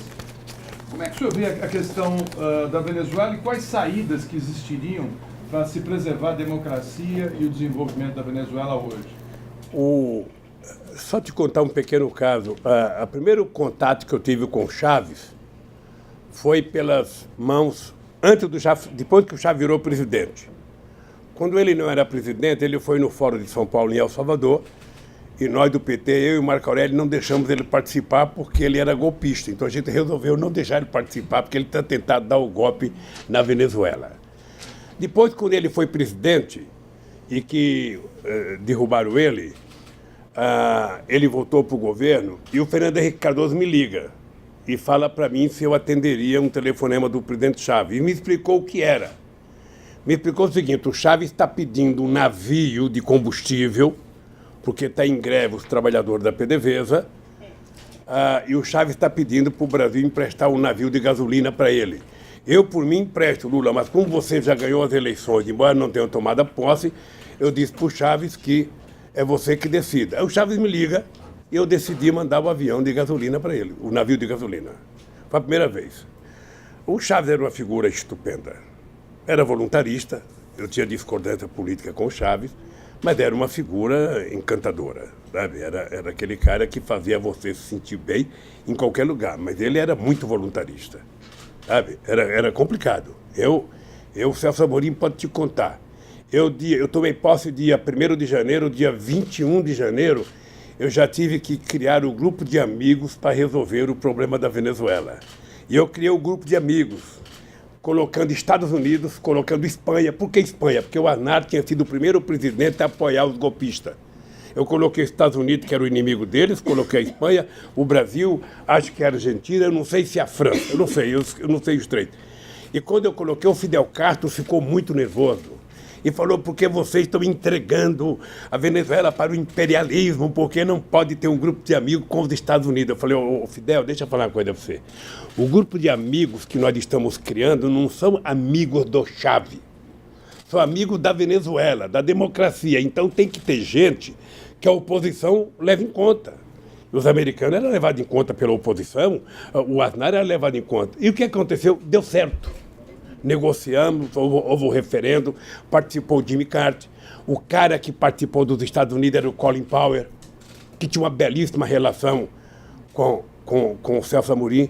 Eu cansei de ligar para o Bush para parar de falar bobagem contra a Venezuela, que era tudo que o Chávez queria. Falou bobagem, uma passeata. Falou bobagem, uma passeata. Ora, parar de falar bobagem que não tem passeata, pô. Obviamente, veja, eu se pudesse mandar para você uma coisa, eu mandei uma carta para o Maduro no dia da posse dele. Quando ele tomou posse a primeira vez, eu mandei uma carta para ele, tentando aconselhar ele como é que eu achava que ele deveria fazer. Porque ele não tinha, na minha opinião, a perspicácia do Chávez, não tinha a liderança pública do Chávez, a respeitabilidade internacional do Chávez, então que ele precisaria fazer as coisas diferentes do Chávez, ele precisaria compartilhar mais, sabe? Se eu não sou individualmente essa figura pública de poder como o Chávez era, eu tenho que juntar gente, eu tenho que trabalhar em equipe. Então eu mandei uma carta para ele, se eu achar essa carta eu vou te mandar para você ver. Obviamente que eu não concordo com a política econômica da Venezuela, acho que é um equívoco, mas muito menos eu concordo do Brasil reconhecer o tal do Guaidó. Sinceramente, é uma pouca vergonha. É levar o Brasil ao mais baixo nível de política externa que eu já vi na vida. E depois aquela vergonha de dizer que ia mandar caminhão de alimento e mandar 2 caminhonetes vazias. O Brasil precisava tomar cuidado com a Venezuela, porque o Brasil chegou a ter 5 bilhões de dólares de superávit. Sabe por que nós resolvemos fazer a refinaria Abreu e Lima lá em Pernambuco? Porque era preciso que a gente importasse alguma coisa da Venezuela, porque estava muito desbalanceado. Ninguém pode fazer comércio tendo superávit muito alto. O Brasil tinha quase 5 bilhões, eles não produziam nada. Comprava tudo do Brasil, até ovo. Eu não esqueço um dia que eu fui à Venezuela visitar a base do Sukhoi do Chávez, e ele estava me contando, todo entusiasmado, os engenheiros soviéticos montando lá o Sukhoi, e eu tinha saído do hotel e no hotel não tinha leite e não tinha ovo. Eu falei, Chávez, você não sabe que a segurança alimentar é a arma mais importante para um país? Sabe, que quer fazer guerra, o povo tem que ter o que comer. Aí você gastou não sei quantos bilhões nisso aqui e é capaz de ter uma guerra, você, o soldado, não poder guiar porque está com fome. Eu não tinha leite nem coisa no hotel, Chávez. Sabe, não tinha nem leite, nem ovo. Então, é preciso cuidar, sabe, da Venezuela crescer. A Venezuela tem tudo, tem água, tem sol, tem energia, tem... A Venezuela poderia ser um país quase que autossuficiente. Mas como a doença da vaca holandesa prevaleceu, então tudo depende da PDVSA. Como a PDVSA também não fez investimento em modernização, ela também não produz o tanto que deveria produzir. Mas eu não concordo, hipótese alguma, com os Estados Unidos e a Colômbia querer se meter na Venezuela. Cada um se meta na sua vida, cada um cuide da sua vida e deixa o povo da Venezuela democraticamente escolher o seu dirigente. Se o povo quiser ir para a rua para derrubar, que vá para a rua e derruba, mas é o povo, não é o Trump que vai derrubar o governo da Venezuela. Então, é preciso apenas respeitar a autodeterminação dos povos. Presidente, na Argentina, o Macri, que é um político neoliberal, não conseguiu sucesso na economia. Está já prometendo uma regulação dos preços, né? Vai vir aí Vai fazer o que o Sarney fez em 86. Isso, vai fazer um controle nos preços e ele está caindo nas pesquisas e a Cristina Kirchner está na frente dele. Como é que o senhor analisa a eleição na Argentina? O senhor acha que a Cristina tem chances de voltar? Quais os caminhos que o senhor acha que a Argentina vai trilhar daqui para frente? Tudo que eu desejo é que a Argentina encontra o caminho da democracia. Eu convivi com o Kirchner, convivi com a Cristina, e eu acho que eles foram um bem enorme para o povo argentino. Eles, obviamente, que alimentaram o ódio da elite argentina, daqueles mesmos que apoiavam o cavalo quando era ministro da Fazenda e achava que os Estados Unidos iriam colocar, sabe, muito dinheiro na Argentina. Não colocou, quem colocou foi a seriedade do Kirchner e da Cristina, que ganharam a confiança do povo e fez a Argentina produzir, sabe, e ter uma economia forte. A fome votou na Argentina, o desemprego votou na Argentina, o povo votou para a rua. O neoliberalismo não dá certo em lugar nenhum do planeta Terra. Me prove em algum lugar. Todo mundo que fica aceitando a receita do ajuste fiscal não dá certo. Você quer diminuir a dívida pública no Brasil?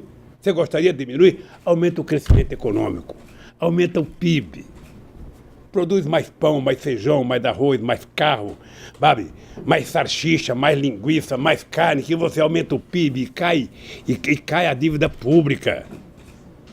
Então, eu estou torcendo para que a Cristina, se ela for candidata, a ganhar as eleições. O povo argentino, na sua maioria, vai ser muito mais feliz.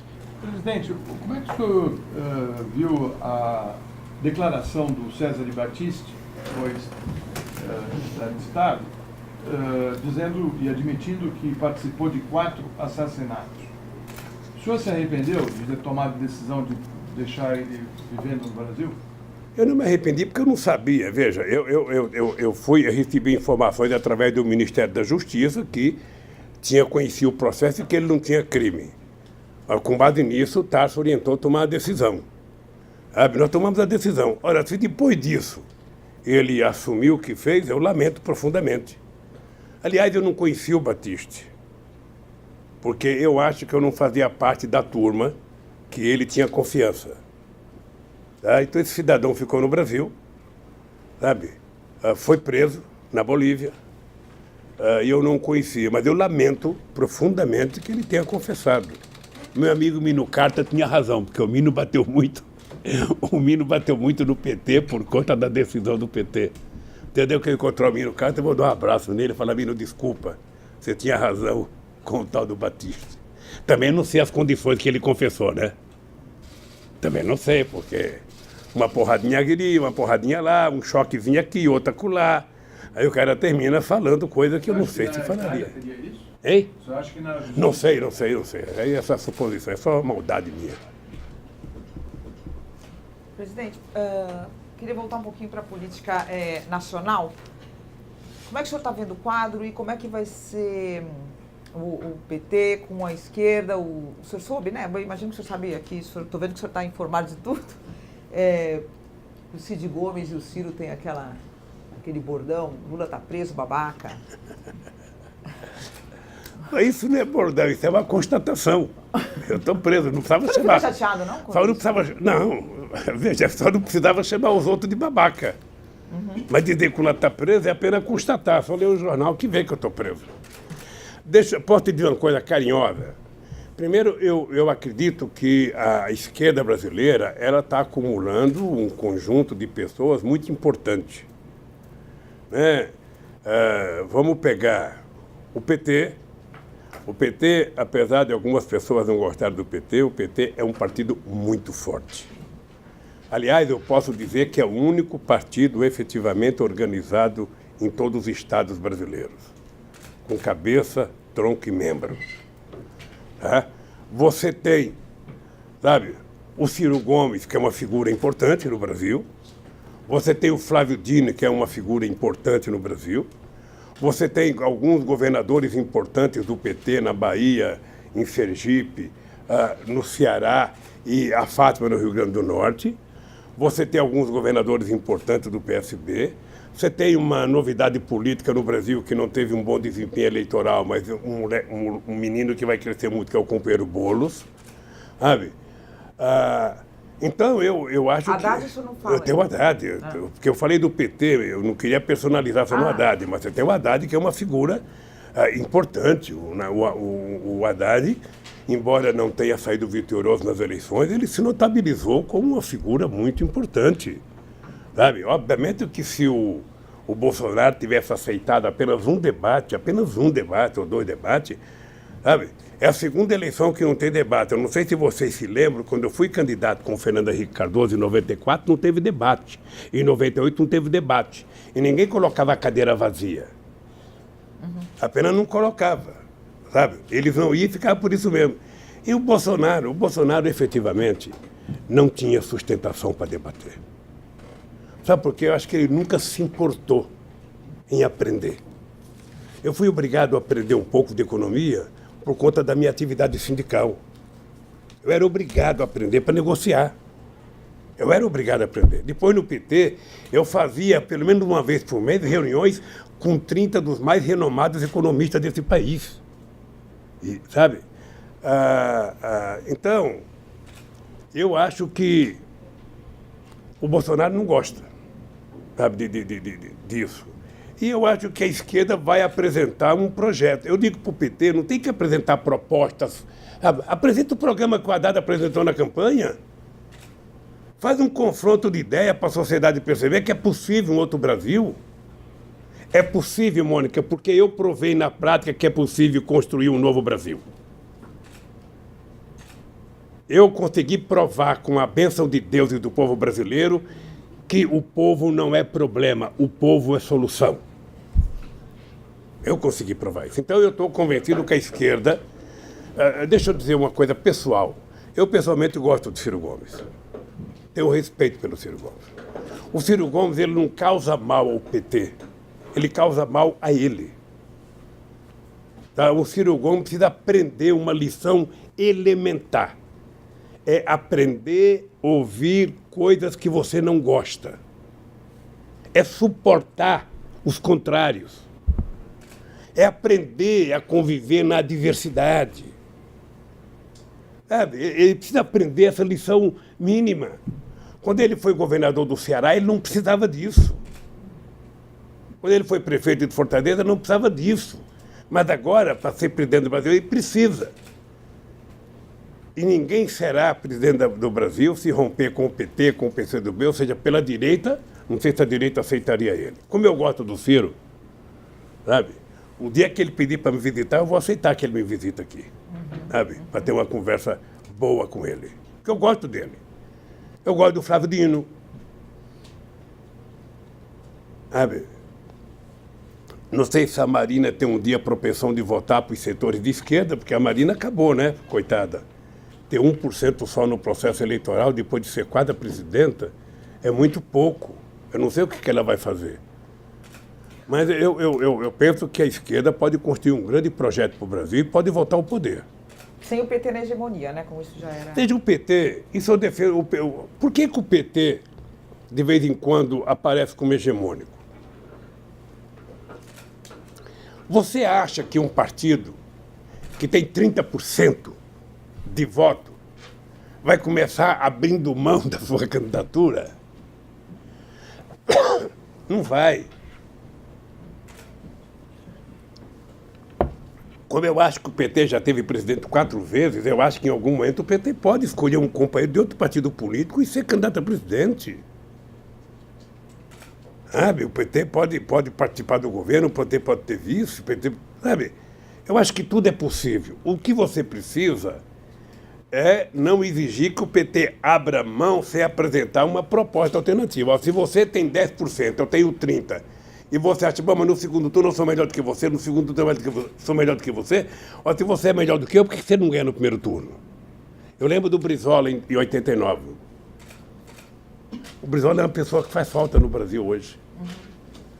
Sabe, eu lembrei do Ulisses Guimarães, o Brizola é uma pessoa, um arraio de uma pessoa que faz falta. Sabe os velhos da política que fazem falta? A sabedoria política, não tem mais isso. Fernando Henrique, não? O Fernando Henrique Cardoso é o seguinte, o Fernando Henrique Cardoso não tem jogado um papel que o nome dele deveria merecer.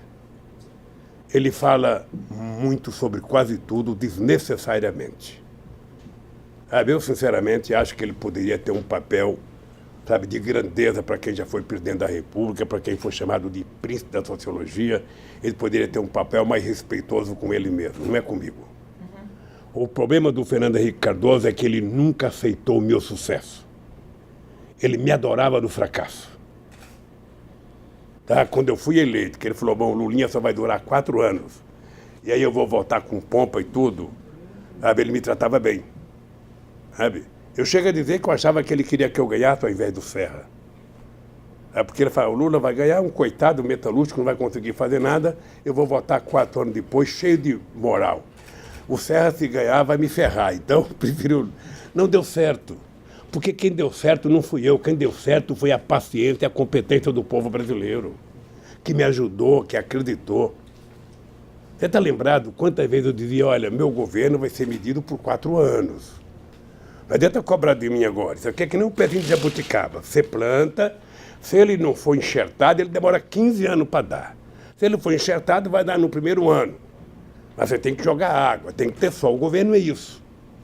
E eu tinha muito medo de não dar certo. Vocês estão lembrados que eu dizia, eu não posso dar errado. Eu tinha muito medo do Wałęsa na Polônia.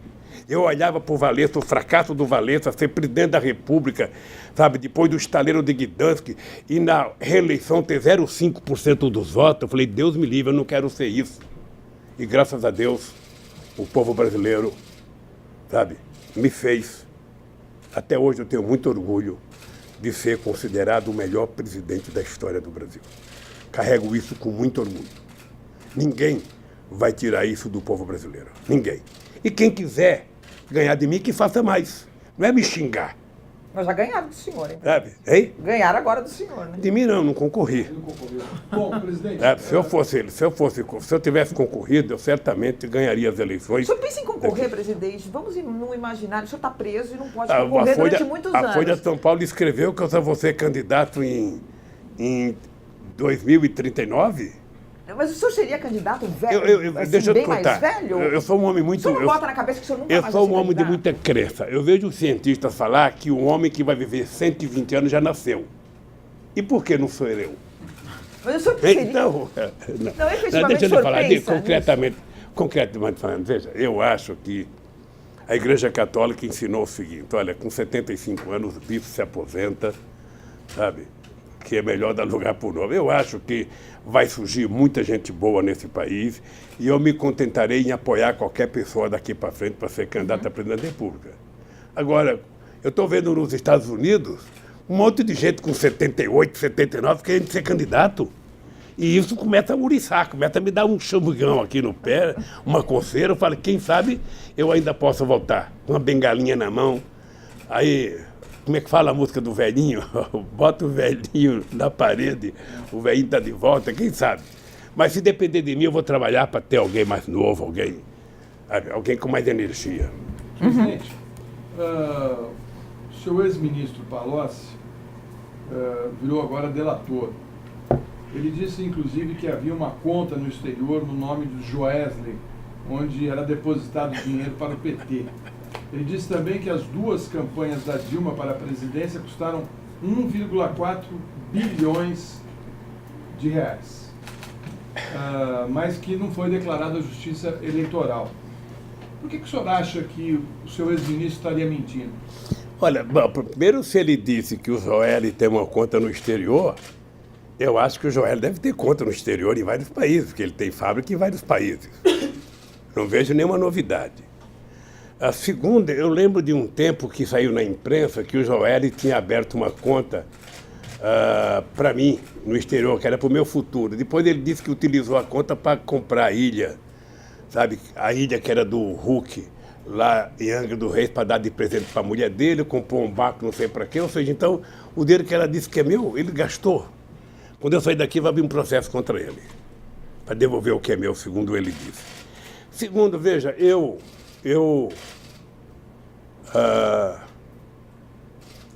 era um cara que tinha profundo respeito pelo Palocci. O Palocci era uma pessoa que, se não tivesse feito bobagem, poderia ter crescido na política brasileira. Eu comecei a perder a confiança no Palocci com aquela história do caseiro no primeiro mandato. Vocês estão lembrados que o Palocci saiu do governo em março de 2006. Eu vinha para o Paraná, que eu tinha uma atividade aqui no estado do Paraná, e eu tinha lido a imprensa, liguei para o Palocci, falei, Palocci, eu estou indo ao Paraná, eu vou votar 3 horas da tarde. Se você não tiver resolvido o problema do caseiro, você não está mais no governo. E ainda falei com ele, Palocci, não é possível o ministro da Fazenda ganhar de um caseiro.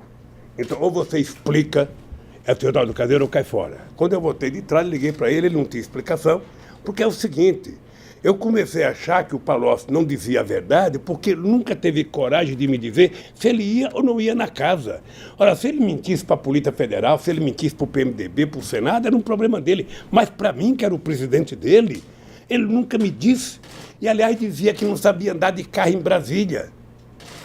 E entre o Palocci dizer que não ia na casa e o caseiro dizer que ele foi, eu acreditava no caseiro. Então por que ele foi coordenador da campanha da Dilma? É outra história. É outra história. Tá? É outra história. Eu estou dizendo que ele saiu porque não respondeu para mim a questão do caseiro. Ele foi eleito deputado federal, sabe, depois na campanha da Dilma, foi colocado 3 pessoas na coordenação. Ele, Zé Eduardo Cardoso e Zé Eduardo Dutra.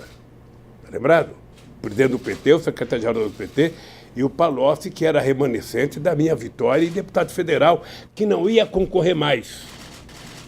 Tá? Ele foi coordenador da campanha, junto com o Zé Eduardo Cardoso, junto com o Zé Eduardo Dutra e com o João Santana. Sabe? Certamente a Dilma admirava o trabalho dos 3, porque fizeram ela ganhar as eleições. Presidente, o que todo mundo está querendo saber hoje no Brasil é o seguinte: o país está numa crise econômica profunda, o desemprego aumentou, apesar da reforma trabalhista, as perspectivas não são boas para o futuro, os investimentos não surgiram e muitas indústrias estão indo embora, inclusive a indústria automobilística. O que o senhor acha que o senhor faria para recolocar o país no crescimento econômico? Antes de responder a questão do desemprego do país, dizer uma coisa para você. Você estava perguntando do Palocci, eu estava respondendo. Deixa eu dizer uma coisa para vocês. Desde os anos 70, que tem no Brasil uma disputa entre o cara que foi preso e denunciou o companheiro que era traidor e o que não denunciou que era herói, sempre teve isso. Eu nunca tratei assim. Eu acho que o ser humano ele tem um limite de suportar do ponto de vista psicológico, do ponto de vista da dor que ele recebe.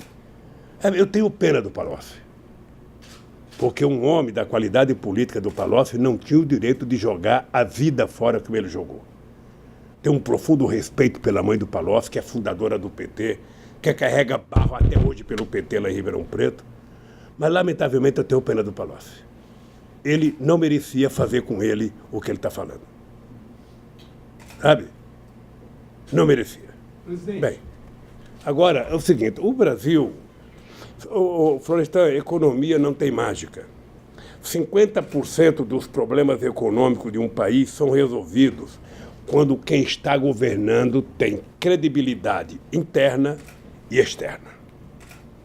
As pessoas que levantam de manhã para trabalhar, ou as pessoas que estão lá fora pensando em fazer qualquer coisa no Brasil, as pessoas têm que saber se quem está falando por aquele país tem seriedade, tem credibilidade.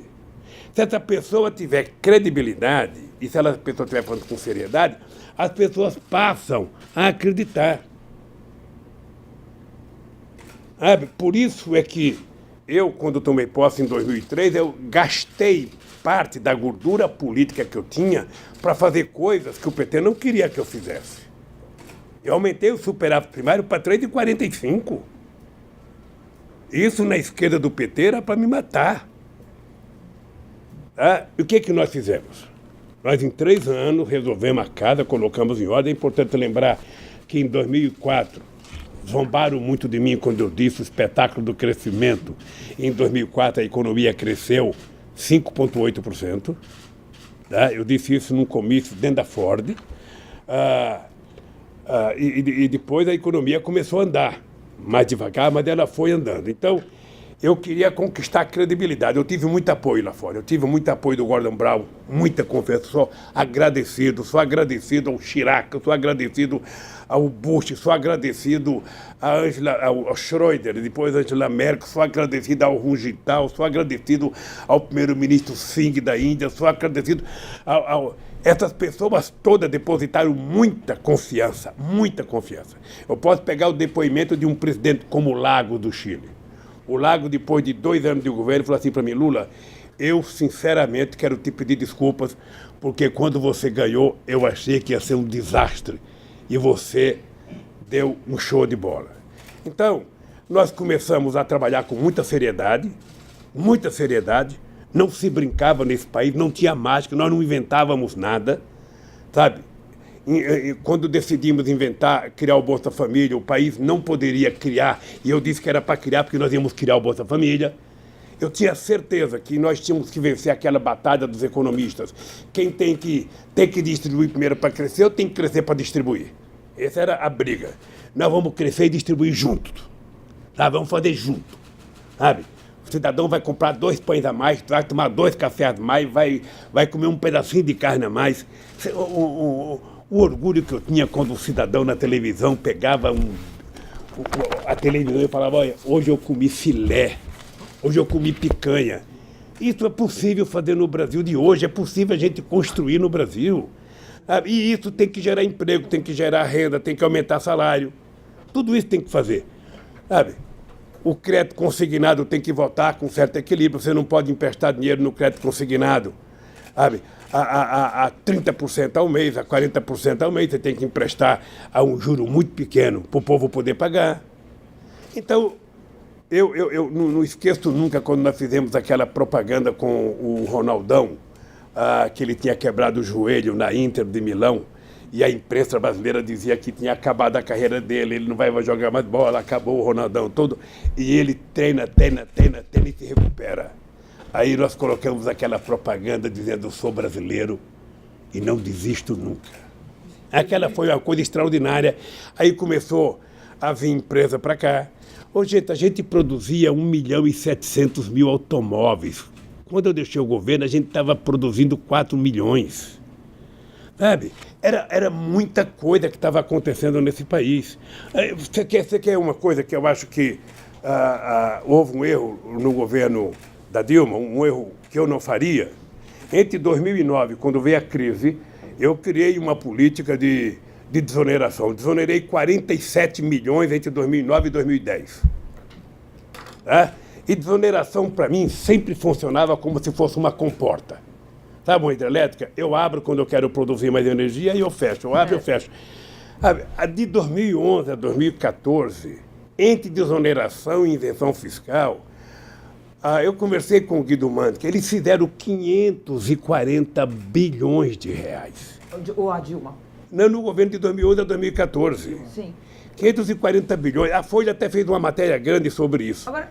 Aí, quando a Dilma percebeu que não dava para desonerar, porque você mandava para o Congresso para desonerar a fábrica de maçã.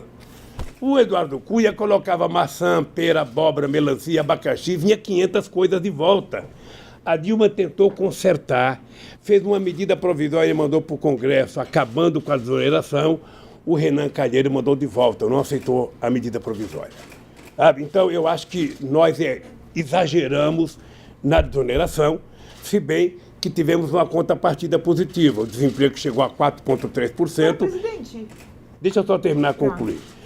O desemprego ficou muito pouco, sabe?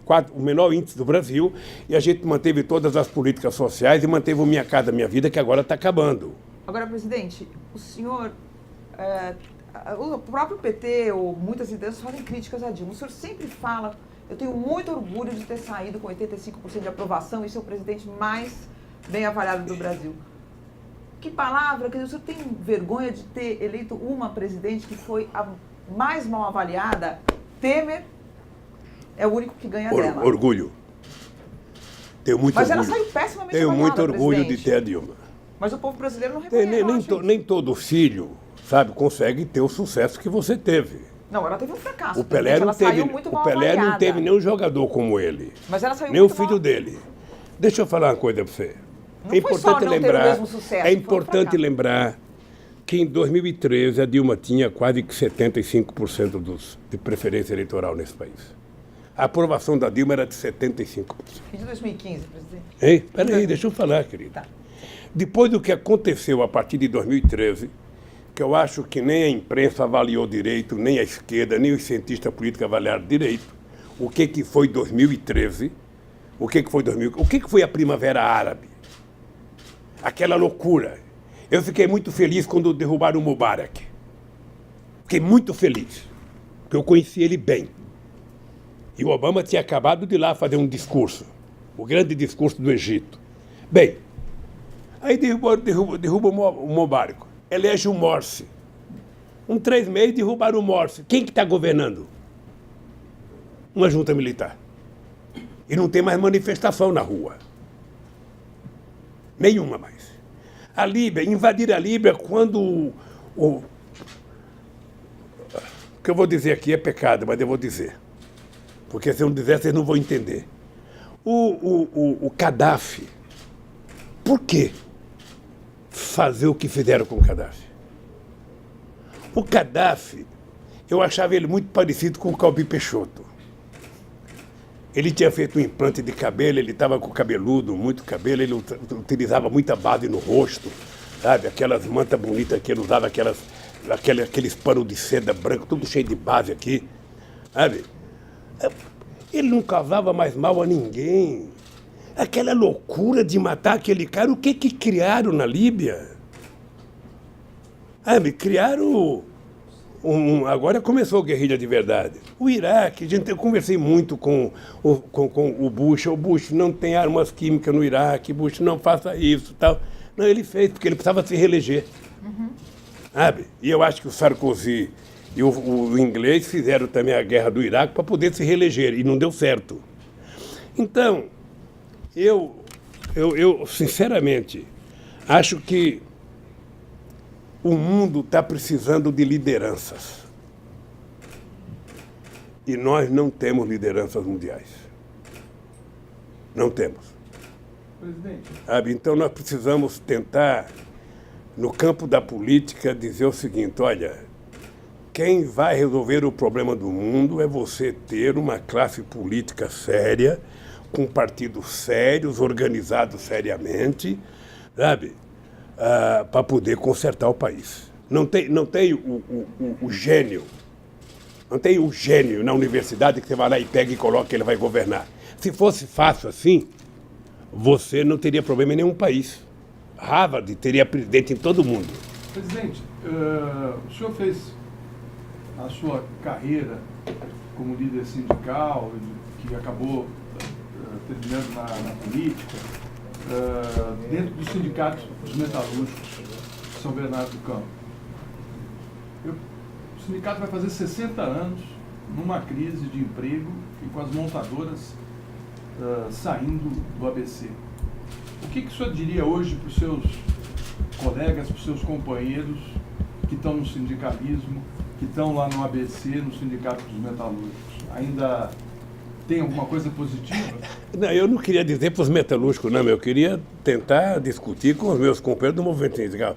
Ô, gente, a classe trabalhadora mudou. A classe trabalhadora de 2020 não é mais a classe trabalhadora de 1980. Sabe, mudou. Mudou profissionalmente, mudou intelectualmente, sabe? Hoje o trabalhador não é mais o trabalhador que trabalha de fábrica, ele trabalha fora, ele trabalha em casa, ele trabalha fazendo bico, ou seja, não tem mais aquela classe trabalhadora concentrada dentro de uma fábrica como tinha antes. Hoje o cara tá num shopping, hoje o cara que não tem condições de se unificar, porque cada loja é uma loja. Então está mais difícil fazer sindicalismo hoje. Está muito mais difícil fazer sindicalismo. Eu ia na porta da Volkswagen em 80, era 40 mil trabalhadores. Hoje aquela Volkswagen são apenas 12 mil trabalhadores, é um desmonte daquela fábrica. Então o mundo do trabalho mudou. O mundo do trabalho mudou radicalmente e nós temos que repensar como reorganizar a classe trabalhadora. O cara que trabalha por conta própria, o cara que trabalha individualmente, o cara que trabalha em casa, o cara não tem mais a mesma consciência de classe que ele tinha naquele tempo. Então, o papel do movimento sindical agora é tentar repensar como organizar a classe trabalhadora, como eu representar os trabalhadores. A Volkswagen tem mais ex-metalúrgico fora do que lá dentro. Quem é que representa esses ex-metalúrgicos? Então, o movimento sindical tem uma tarefa forte de descobrir um novo discurso e uma nova razão para a sua existência. Para encerrar, presidente... Ainda não está encerrando, não. Eu quero já... Não, ainda falta 14. Então tem mais. Para pré-encerrar? Para pré-encerrar. Eu queria saber o seguinte... Eu não tenho nenhuma pressa, viu? Nem nós também não. Eu recebi muitas mensagens durante esses 7 meses que eu e a Mônica estávamos aguardando para fazer essa entrevista, e as pessoas que me escreveram, a grande maioria, quer um posicionamento do senhor de otimismo. Ou seja, elas estão precisando de injeção de otimismo. O que o senhor teria a dizer a essas pessoas que estão no Brasil querendo uma saída melhor? Se quer otimismo, é comigo mesmo. Vamos lembrar que quando eu fui eleito em 2002, qual era a lógica do Brasil? A lógica do Brasil era o seguinte: o Brasil tem uma dívida externa impagável, o Brasil está quebrado e você não vai conseguir governar o país. Foi assim que eu entrei para ser presidente da República. Quando eu entrei no sindicato, também disseram, olha, tem a lei de greve, a estrutura sindical é a cópia fiel da Carta de Lavoro de Mussolini, você não vai conseguir mudar o sindicato. Em 3 anos, a gente mudou o sindicalismo brasileiro. E em 3 anos, nós começamos a mudar o Brasil. É por isso que eu digo, você tem que ter credibilidade, você tem que construir uma relação de confiança com a sociedade e você tem que fazer com que a sociedade confie em você, interna e externa. Por exemplo, eu às vezes fico chateado porque tem muitos empresários covardes que poderiam, nesse instante, estar brigando pelos interesses do Brasil. Sabe? O Brasil forte, indústria forte, é bom para o Brasil. Nós precisamos ter indústria forte, ter empresário forte. Sabe? Nós precisamos ter. Cadê essa gente que não se manifesta? Sabe? Nós estamos vendo destruir a educação. Cadê o pessoal que não se manifesta? Então, eu acho que como nós já provamos que é possível construir esse país, as pessoas têm que acreditar que depende de nós, depende de cada um. Não adianta ficar xingando o Bolsonaro e achando que ele vai fazer. Ele não vai fazer. Quem coloca os ministros da educação que ele colocou não gosta de educação. Quem coloca o cara do meio ambiente que ele colocou não gosta do meio ambiente. Então, ao invés de ficar esperando, quem coloca o Guedes na economia não gosta do povo. Ao invés de ficar esperando que o Bolsonaro resolva o nosso problema, nós temos que, enquanto sociedade civil organizada, começar a se mexer, começar a lutar, começar a brigar pelos nossos interesses, cobrar o Congresso Nacional, fazer pressão. Você acha que nós vamos evitar a aprovação da Previdência Social como eles querem, fazendo uma manifestação na Paulista? Não. A manifestação tem que ser na cidade do deputado federal, tem que ser na porta da casa dele, na rua dele. Senão, como é que o Bolsonaro trabalha? Robô mandando zap para senador, robô mandando zap para deputado, robô mandando zap para um monte de gente. A loucura. Eu votei em tal coisa porque recebi muito zap, Sabe? Nós temos que brigar. Então, o meu otimismo é esse. Eu nunca dependi de nada. Eu nunca dependi de favor, nunca fiquei esperando. Nós temos que construir a nossa proposta e ir para a rua para tentar construí-la. Via Congresso Nacional, via pressão em cima do governo, é uma disputa. É uma disputa. Nós estamos vendo na Inglaterra agora os caras se manifestando em defesa. Ontem eu vi um velhinho de 89 anos no meio, fazendo manifestação na frente de um banco pela preservação ambiental. Sabe, eu vejo os coletes verdes na França, agora não sabe nem porque estão brigando mais, mas estão brigando, todo dia. E no Brasil, nós temos que fazer isso. Nós temos que fazer isso, gente. Estão tirando os nossos direitos. Veja a diferença. Antigamente, você tinha os europeus perdendo direito. Perderam muito direito os europeus. E o Brasil ganhando direito. Nós nem chegamos aos direitos que eles chegaram e já perdemos. Porque eles estão desmontando tudo que nós conquistamos. Desmontando, simplesmente destruindo. Quando eles falam de reforma política, na verdade, eles são demolidores, sabe, destruidores, sabe, do futuro dos nossos velhinhos. Essa gente pode acreditar, por causa...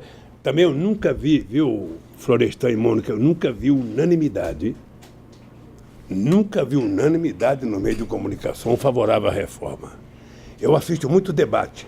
Não tem um cara contrário que vai num debate. É só gente favorável. É impressionante. Se eu fosse um jornalista da Globo, eu dizia, é impressionante como só tem gente a favor. Voltamos a ter o pensamento único, favorável à reforma. Discute, gente, é o povo. Esse Guedes daqui a pouco vai embora. Esse Guedes, na hora que ele cair, ele vai morar nos Estados Unidos, ninguém vai nem lembrar dele. Mas quem vai ficar com a vida desgraçada são mulheres e homens que trabalharam a vida inteira nesse país. Então a hora de lutar é agora. Como é que o cara manda um projeto para a comissão aprovar a admissibilidade e não mostra o que é? Eu não posso mostrar, é segredo. Gente do céu, você está tratando com os interesses de milhões e milhões e milhões de homens e mulheres. Você não está tratando com o interesse de banqueiro. Todo esse sacrifício do povo brasileiro para favorecer o Santander, para favorecer o Itaú, para favorecer o Bradesco. Que palhaçada é essa com o nosso país? Então o povo tem que saber o seguinte, o otimismo está dentro de nós. Tá? A gente tem que saber que o mandato é de 4 anos, a gente tem que saber que esse cara ganhou as eleições, a gente gosta ou não gosta, sabe? A gente tem que saber que ele pode imprimir o jeito dele governar, cabe a gente aceitar ou não. Presidente. Se a gente não aceita, tem que lutar.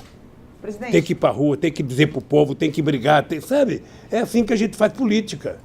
Presidente. Achar que o Bolsonaro vai fazer o que você quer, esqueça.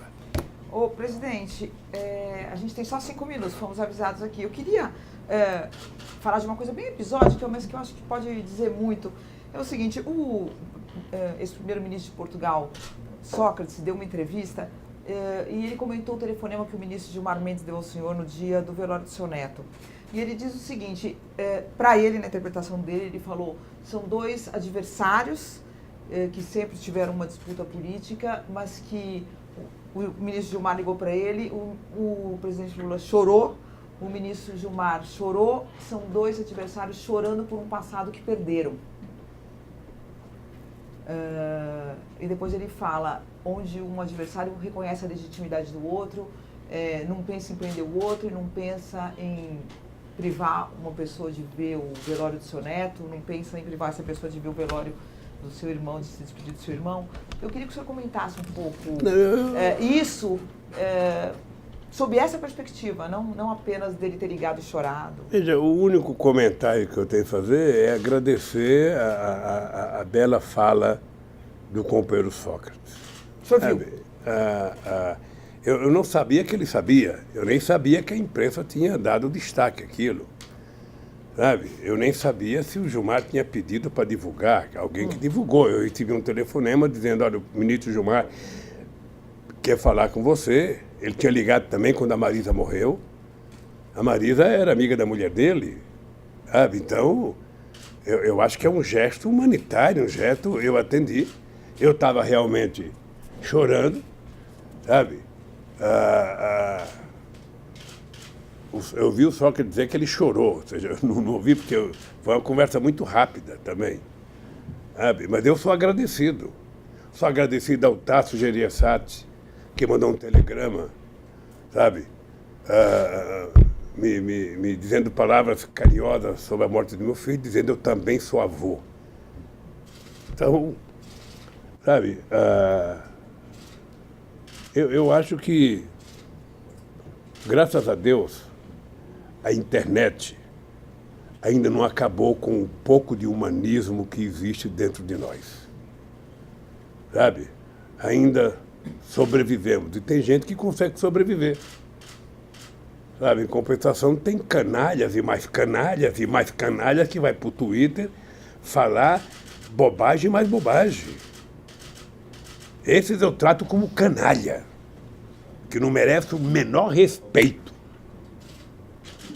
Aliás, eu nunca gostei muito de gente que utiliza Twitter porque é só meia palavra, ou seja, aquele já diminuiu o vocabulário das pessoas, sabe? Com o tempo esse cara não vai saber nem escrever mais. O senhor fica mais preocupado aqui, preso na Federal, com o que lá fora? Com seus filhos, com a sua família? O que lhe preocupa? Saber que eles estão passando dificuldade para se colocar na sociedade? Porque diferente do que disseram, muitos não estão numa situação financeira... Não, estão todos mal. Todos mal. Eu estou com os meus bens todos bloqueados. Você veja o absurdo, uma coisa absurda, só para lembrar o que está acontecendo nesse país. Eu tinha sido multado em 32 milhões de reais para pagar não sei o quê. O STJ diminuiu para 2 milhões. Ora, qual é a diferença de 32 para 2? Qual é a lógica? Qual é a lógica até de multar em 2? Mas o senhor assinou essa lei, presidente? É uma lei que exige o pagamento de uma multa para poder... Não, mas deixa eu falar uma coisa para você, querida. Eu estou fazendo a comparação de 32 para 2. Tá?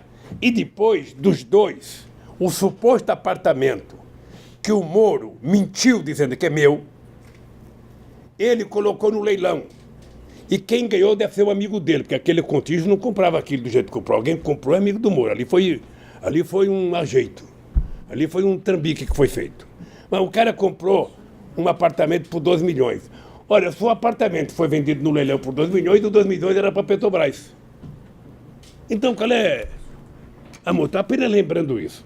Então, eu espero que a partir desse processo que nós ganhamos em São Paulo, que a dona Marisa ganhou, eu espero que as pessoas desbloqueiem os bens, pelo menos na parte da dona Marisa, para que os filhos possam, pelo menos, sobreviver dignamente. Preocupado com seus filhos, então? Eu fico. Não, mas eu tenho preocupação com meus filhos. Eles vêm aqui me ver sempre, mas eu fico preocupado com a situação do Brasil. Eu, sinceramente, eu não consigo imaginar os sonhos que eu tive para esse país. Eu não consigo imaginar o sonho que eu tinha quando a gente descobriu o pré-sal para fazer esse país virar gigante. Sabe, eu tenho orgulho e eu sonhei grande, porque eu passei a ser um presidente muito respeitado. Aqui na América do Sul, o Brasil era referência. Eu sonhava criar um bloco na América do Sul para a gente ter força nas negociações com a União Europeia, com os Estados Unidos, com a China. Individualmente a gente é muito fraco. Sabe, eu fui o único presidente a ser chamado para todas as reuniões do G8. O Brasil foi, eu digo eu porque eu era o presidente, mas o Brasil foi muito importante no G20, tudo isso desmanchou. Tudo isso, agora eu vejo o prefeito de Nova York não quer fazer um jantar com o presidente do Brasil, o dono do restaurante se recusa. A que ponto nós chegamos? Que avacalhação! Um país, sabe, que em 2008, quando nós ganhamos as Olimpíadas, eu tinha certeza que o Brasil chegaria a ser a 5ª economia do mundo. Eu até brincava com os alemães, ó, se prepare que nós estamos chegando aí. Se prepare. O Brasil não tem limite. Pessoal, então, o nosso tempo se esgotou, me desculpem. Presidente, a última pergunta que eu poderia fazer. Se o senhor algum dia sair, além de tomar uma cachaça... Eu vou sair, querida. Espero que você esteja aqui. Não.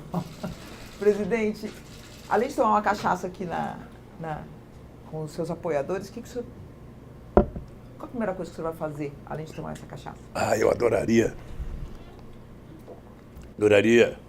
poder um dia fazer um debate numa universidade com o Moro e com o Dallagnol junto. Adoraria um debate. Eles levando as milhares de páginas que eles contaram mentira e eu levando a minha verdade. Eu adoraria. Sabe, com a cara boa, tranquila, bonitão como eu estou hoje, sabe? Para discutir esse assunto. Mas, na verdade, eu quero comer um churrasco, uma bela de uma picanha, uma panceta bem passadinha e tomar como diria o Zé Alencar, tomar um golo. Sabe? Mas eu vou fazer. Tenho paciência. Eu quero agradecer a vocês, sabe? Eu quero agradecer. E, sobretudo, agradecer à Justiça, que fez justiça nesse caso, né? Eu poderia ter feito isso antes das eleições de 2018. Lamentavelmente não foi feito, então quero agradecer a vocês dois, sabe, pela briga pela tenacidade e espero que tenhamos outras entrevistas. Tá? Se deixarem. Muito obrigado. Obrigada, presidente. Permaneçam todos nos seus lugares. Cadê o envelope? Lula poder sair. Esse aqui não? Não, cadê o envelope meu que estava aqui? Esse aqui.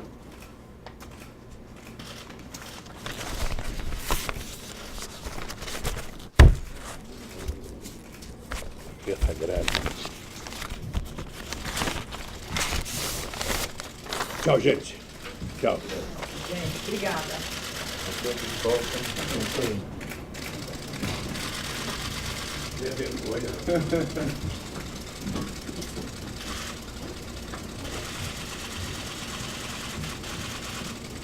À vontade, pessoal. Se tirar. Obrigado.